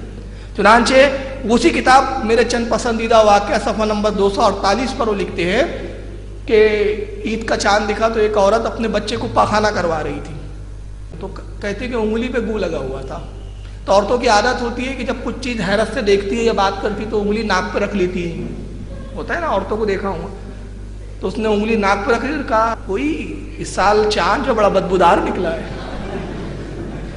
تھانوی صاحب کہتے بدبو چاند میں نہیں تھی, بدبو تو اس کی اپنے انگلی میں تھی. تو اسی طرح کچھ لوگ علماء پہ اعتراض کرتے اپنے آپ کو نہیں دیکھتے, کہ سمجھانے کے لیے ان کو گو گوبر والی شکایت ملی. ان کا معاملہ کیا تھا, چرکین کر کے ایک شاعر تھے, نام سنا ہوگا آپ نے چرکین, وہ صرف گو گوبر کی بات کرتے تھے. تھانوی صاحب کا بڑا گہرا تعلق لگتا ہے. مجھے کبھی کبھی ڈاؤٹ ہوتا ہے کہ چرکینی کا نام تھانوی تو نہیں تھا کہیں, ہو سکتا ہے ایسا, واللہ جانے. ان کو ہمیشہ گو گوبر کی شے, اب وہ وقت نہیں ہے. تو بہرحال عرض یہ کر رہا ہوں کہ تھانوی صاحب کا عالم یہ تھا کہ گندے, فحش, علم سے کورے, چھچورے انسان کا نام مولانا اشرف علی تھانوی ہے, اور ایسے شخص کو انہوں نے مجدد بنایا. اب میں آخر میں اعلیٰ حضرت کی شان انہی کے گھر کی کتاب سے بتا دوں. میں اپنے گھر کی کتاب نہیں پیش کر رہا ہوں. اس کتاب کا لکھنے والے ہیں مولانا کوثر نیازی صاحب. یہ جماعت اسلامی کے تھے. مولانا ادریس کاندھیلوی دیوبند کے عالم سے بھی انہوں نے پڑھا, اور ان کا ذکر انشاءاللہ میں کل ان کے کچھ حوالے بتاؤں گا رضا اکیڈمی کے جلسے میں, کہ مولانا کوثر نیازی کون ہے. صرف ایک تعارف بتا دوں, کوثر نیازی کا جماعت اسلامی کے تھے, ہمارے مکتب فکر کے نہیں ہیں. انہوں نے اتنی کتابیں پڑھی اور اتنی کتابیں لکھی کہ کہتے ہیں کہ زندگی میں نے جتنی روٹیاں نہیں کھائی اتنی کتابیں پڑھی ہیں. کوثر نیازی صاحب لکھتے. اعلیٰ حضرت کی شان اور اعلیٰ حضرت کی عظمت پر انہوں نے پوری مستقل کتاب لکھی. ان کے مقالے کیسیٹوں میں بھی ریکارڈ ہے, آڈیو میں ان کا بیان بھی ریکارڈ ہے, جو اعلیٰ حضرت کی تعریف میں کوثر نیازی نے کہا ہے. اب یہ انتقال ہو چکا ہے, پاکستان میں وزیر تعلیم بھی رہ چکے ہیں, وزیر تعلیم نشر و اشاعت اس کے بھی وزیر رہے ہیں بہت بڑے عہدے پر. ان کا نام, انہوں نے کی کتاب ہے امام احمد رضا, کتاب کا نام ہی ہے. المجمع المصباحی سے کتاب چھپی ہے کوثر نیازی صاحب کی. اس کتاب کے صفحہ نمبر 20 پر وہ اپنے گھر کی ایک بات لکھتے ہیں. دیکھیے کیا لکھتے ہیں, یہ ہے ہمارے امام کی شان. انہی کے گھر کی, انہی کے گھر سے بات کر رہا ہوں. کہتے ہیں کہ میں نے صحیح بخاری کا درس, مولانا کوثر نیازی اپنے بارے میں کہہ رہے کہ میں نے صحیح بخاری کا درس مشہور دیوبندی عالم شیخ الحدیث حضرت مولانا محمد ادریس کاندھیلوی مروم و مغفور سے لیا ہے. کبھی کبھی اعلیٰ حضرت کا ذکر آ جاتا تو مولانا کاندھیلوی فرماتے, مولوی صاحب, کسے کہتے ہیں, کوثر نیازی سے. بریکٹ میں لکھا ہے کہ یہ مولوی صاحب ان کا تقیہ کلام تھا, یعنی ہر کسی کو مولوی صاحب کہہ کے مخاطب کرتے. تو کہتے مولوی صاحب مولانا احمد رضا خان کی بخشش تو انہی فتووں کے سبب ہو جائیں گی کہ اللہ تعالیٰ فرمائیں گا احمد رضا خان تمہیں ہمارے رسول سے اتنی محبت تھی کہ اتنے بڑے بڑے عالموں کو تم نے معاف نہیں کیا, کیا تم نے سمجھا کہ انہوں نے توہین رسول کی تو ان پر بھی کفر کا فتویٰ لگا دیا, جاؤ اسی ایک عمل کے سبب ہم نے تمہاری بخشش کر دی ہے. انہی کے گھر کی شہادت ہے.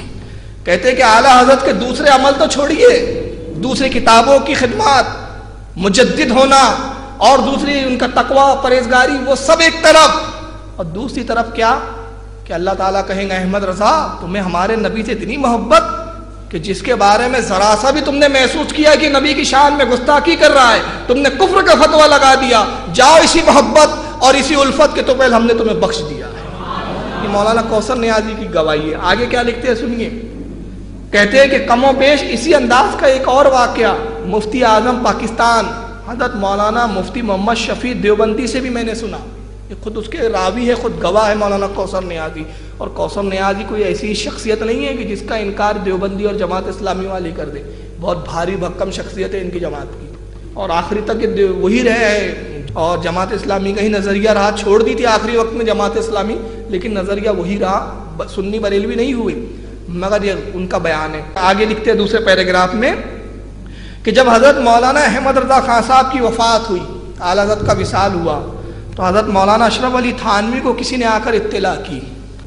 مولانا تھانوی نے بے اختیار دعا کے لیے ہاتھ اٹھا دیے.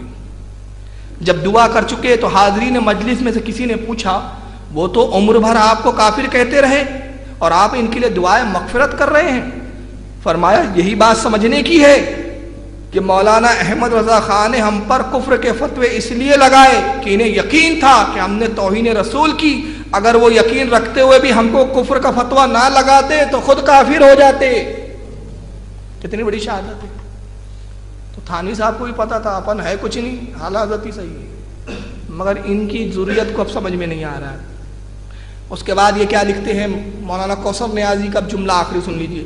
حقیقت میں جسے لوگ امام احمد رضا کا تشدد قرار دیتے یعنی سختی قرار دیتے، لوگ کہتے نا مولانا احمد رضا بڑے سخت تھے، ہر کسی کو کافر بولتے پھرتے تھے، تو کہتے جس کو حقیقت میں جسے لوگ امام احمد رضا کا تشدد قرار دیتے ہیں وہ بارگاہ رسالت میں ان کے ادب اور احتیاط کی روش کا نتیجہ ہے، محبت کا تقاضا ہے رسول کی بارگاہ میں، احتیاط کی روش، احتیاط تھی اس میں اعلیٰ حضرت کی۔ شاعر نے شاعری نہیں کی، شریعت کی ترجمانی کی ہے، جب یہ کہا کہ دب گائے ہیست زیر آسماں از عرش نازک تر نفس گم کردہ می آیا جنید و با یزید ایجا، اور میرا اپنا ایک شعر ہے، کوثر نیازی کہتے ہیں میرا اپنا ایک شعر ہے، لے ساز بھی آہستہ کے دربار نبی ہے، خطرہ ہے یہاں بہت سخت بے ادبی کا۔ تو کہتے ہیں کہ اعلیٰ حضرت نے جو کچھ کہا وہ عشق رسول کی بنا پہ کہا، تو ان کے گھر کی اپنی شہادت یہ بتا رہی ہے کہ اعلیٰ حضرت کی شان وہ تھی کہ اگر انہوں نے کسی کو کافر بھی کہا تو عشق رسول کی بنا پر کہا ہے بقول ان کے، حالانکہ ہم کہتے ہیں کہ عشق رسول کی بنا پہ نہیں کہا، عشق رسول تو بہت تھا، یہ واقعی مجرم تھے اس لیے کہا، واقعی مجرم تھے، اس سے کفر ثابت ہوتا ہے۔ اور آج تقریباً 150 سال کا عرصہ ہونے کو آیا، آج تک پوری ذریت مل کے بھی اپنے بزرگوں کا ایک کفر نہیں ہٹا سکی۔ تو آج کی اس مجلس سے واضح ہو چکا ہوں گا کہ ہمارا مجدد کی شان کیا ہے، اور دوسرے لوگ جو اپنا مجدد اس کو بنانے کے لیے کھوٹا سکہ چلانا چاہتے ہیں، لہٰذا ضرورت ہے کہ ہم امام احمد رضا کو سمجھیں، ان کے نظریے ان کی کتابوں میں ہیں، ان کی سیرت میں ہیں۔ بریلویت کو سمجھنے کے لیے ڈھول بازے مت دیکھیے آپ، لوگ بریلیت کو بدنام کرنے کے لیے، اہل سنت کو جو بدنام کرنے کے لیے کہتے دیکھو یہ اہل سنت ڈھول بجاتے ہیں، یہ اہل سنت فلاں خرافاتیں کرتے ہیں۔ میں گزارش کروں گا کہ اعلیٰ حضرت کی تعلیمات نہیں ہیں، آپ خرافاتوں سے بچیے، اعلیٰ حضرت کی تعلیمات پر عمل کیجئے تاکہ غیروں کو بھی کہنے کا موقع نہ ملے۔ اعلیٰ حضرت نے کبھی ڈھول بازی کی اجازت نہیں دی، اعلیٰ حضرت نے کبھی عورتوں پہ مزارات پہ عورتوں کو جانے اور ہجوم کرنے کی اجازت نہیں دی، اعلیٰ حضرت نے کبھی میلے اور ٹھیلے بسانے کی اجازت نہیں دی، اعلیٰ حضرت نے کبھی ناچنے اور قوالیاں سننے کی اجازت نہیں دی، یہ سب اعلیٰ حضرت کے نزدیک ناجائز و حرام تھا۔ اعلیٰ حضرت ہمیشہ اس کی مخالفت فرماتے رہے، یہ ہرگز اہل سنت کا مذہب نہیں ہے، یہ ہرگز اعلیٰ حضرت کی تعلیم نہیں ہے۔ در حقیقت جو خرافاتوں کو لاتے ہیں وہ اعلیٰ حضرت کی کتابوں کے دلیل کے جواب نہیں دے پاتے، اس لیے ہماری خرافاتوں کو پیش کرتے ہیں۔ اگر ان میں ہمت ہوتی تو وہ اعلیٰ حضرت کی کتابوں کی بیس پر بات کرتے، مگر چونکہ چور دل میں چھپا ہوا ہے، ان کو معلوم ہے کہ اعلیٰ حضرت کی ہم جو کتاب اٹھائیں گے اعلیٰ حضرت کا کوئی نظریہ ہم قرآن و حدیث کے خلاف نہیں بتا سکتے۔ ہر نظریے کی تائید میں امام ہے، ہر نظریے کی تائید میں بزرگان دین ہے، ہر نظریے کی تائید میں علماء اکرام ہے، ہر نظریہ صحابہ اکرام قرآن و حدیث کے نظریے اور عقیدے سے ثابت ہے، ایک نظریہ بھی امام احمد رضا کا چیلنج نہیں کیا جا سکتا۔ یہ بات ان کو اچھی طرح معلوم ہے، اسی بنا پہ کیا کرتے ہیں، کتابوں سے بات نہیں کرتے۔ دیکھو سنی لوگ ایسے ہوتے ہیں، سنی ڈھول بجاتے ہیں، سنی سندل نکالتے ہیں، سنی جو ہے وہ درگاہوں پہ خرافاتیں کرتے ہیں، سنی یہ کرتے ہیں، سنی یہ کرتے ہیں۔ ہم کہتے ہیں قوم کو نہیں دیکھا جاتا، قوم کے قائد کو دیکھا جاتا ہے۔ ارے تم سنی کیا لگا کے رکھے؟ کل تو کوئی غیر مسلم بھی کہہ سکتا ہے کہ مسلمان ایسے ہوتے ہیں، مسلمان آتنکوادی ہوتے ہیں، مسلمان آتنک پھیلاتے ہیں، تو کیا تم نے اس بات کو تسلیم کر لیا؟ نہیں۔ کیوں؟ کیونکہ اسلام آتنکواد کی تعلیم نہیں دیتا، ہمارا قرآن آتنکواد کی بات نہیں کرتا، ہمارا نبی آتنکواد لے کر نہیں آیا، ہمارا نبی تو وما ارسلناک الا رحمت للعالمین کا مزدہ سنانے آیا ہے، سارے عالم کے لیے رحمت بن کر آیا ہے۔ ہمارا نبی جب صاحب رحمت ہے اور پورا رحمت والا ہے تو اس کی قوم آتنکوادی کبھی نہیں ہو سکتی۔ تو یہ جو بدنام کرتے ہیں یہ وہ کرتے ہیں جن کے دلوں میں چور ہوتا ہے، اور آج حالات نے ثابت کیا جو کل تک مسلمانوں کو آتنکوادی بول رہے تھے، خود گھروں میں ان کے آتنکوادی نکلے، خود الزام دوسروں پہ لگاتے تھے، مجرم گھروں میں چھپے بیٹھے ہوئے تھے۔ آج انکشاف ہوا کہ الزام کل تک تم دوسروں کو دیتے تھے، دوسرے تمہیں آتنکوادی نظر آتے تھے، اور سارا آتنکواد تو تمہارے گھر میں اپنے پیدا ہو رہا تھا، تمہارے گھر کی دین تھی آتنکواد۔ تو جس طرح کل تک باطل اسلام کو بدنام کرنے کے لیے ہمیں آتنکواد کا لیبل لگا رہے تھے، اسی طرح یہ آج کے باطل دیوبندی وہابی سنیت کو بدنام کرنے کے لیے ہماری جہالت کو سامنے لاتے اور ہماری کتابوں کو چھپاتے ہیں۔ ہمت ہے تو کتابیں سامنے لاؤ، بات کتابوں سے کرو۔ ان غلطیوں کی، ان خامیوں کے خلاف ہم خود ہیں، ہمارے علماء ہیں، ہمارے علماء اس کے خلاف بولتے ہیں، مذمت کرتے ہیں، تو جو چیز ہمارے نزدیک خود جائز نہیں اس کو آپ ہمارے اوپر تھوپی کیسے سکتے ہو؟ لہذا مسلک اعلیٰ حضرت تعلیم قرآن و حدیث کا نام ہے۔ میں مسلک اعلیٰ حضرت کو ایک لفظ میں کہہ کر یہاں اختتام کروں گا کہ مسلک اعلیٰ حضرت کیا ہے۔ مسلک کے معنی راستہ ہوتے ہیں، مسلک کے معنی راہ گزر ہوتے ہیں۔ مسلک اعلیٰ حضرت کا مسلک کیا ہے؟ اعلیٰ حضرت کا مسلک قرآن عظیم میں ہے، اعلیٰ حضرت کا مسلک حدیث رسول میں ہے۔ مسلک اعلیٰ حضرت کی ترجمانی قرآن یوں کرتا ہے، اہدنا الصراط المستقیم، یہ ہے مسلک اعلیٰ حضرت۔ اے اللہ میں سیدھا راستہ چلا ان کا جن پر تو نے انعام نازل کیا۔ تو صراط مستقیم مسلک اعلیٰ حضرت ہے۔ اعلیٰ حضرت اس کو کیوں کیسے بیان کرتے ہیں؟ تیرے غلاموں کا نقش قدم ہے راہ خدا، تیرے غلاموں کا نقش قدم ہے راہ خدا، وہ کیا بہک سکے جو یہ سراغ لے کے چلے۔ یہ مسلک اعلیٰ حضرت ہے۔ مسلک اعلیٰ حضرت کیا ہے؟ اللہ کے نبی کی حدیث پاک ہے، نبی پاک نے ارشاد فرمایا لا یؤمن احدکم حتی اکون احب الی من والدی و ولدی والناس اجمعین، تم میں اس وقت تک کوئی مومن نہیں ہو سکتا جب تک وہ رسول سے اتنی محبت نہ کرے جتنی اپنی ماں باپ سے نہ کرتا ہو، جتنی اپنی بھائیوں سے نہ کرتا ہو، جتنی اپنے اہل و عیال سے نہ کرتا ہو، جتنے عزیز و اقارب سے نہ کرتا ہو، جتنی دنیا دار لوگوں سے نہ کرتا ہو، دنیا کے تمام لوگوں سے زیادہ مجھ سے جب تک محبت نہ کرے اس وقت تک مومن نہیں ہو سکتا۔ رسول سے محبت ہر عزیز سے بڑھ کر کرنا، اسی کا نام مسلک اعلیٰ حضرت ہے۔ منشا الہی کے مطابق محبت رسول کا نام مسلک اعلیٰ حضرت ہے۔ ہمارا مجدد زندہ باد، ہمارا مسلک زندہ باد، ہمارا مذہب زندہ باد، ہماری قوم زندہ باد۔ وما علینا الا البلاغ المبین۔ صلاۃ السلام کے لیے کھڑے ہو جائیں۔ أحسن منك لم تر قط عيني وأجمل منك لم تلد النساء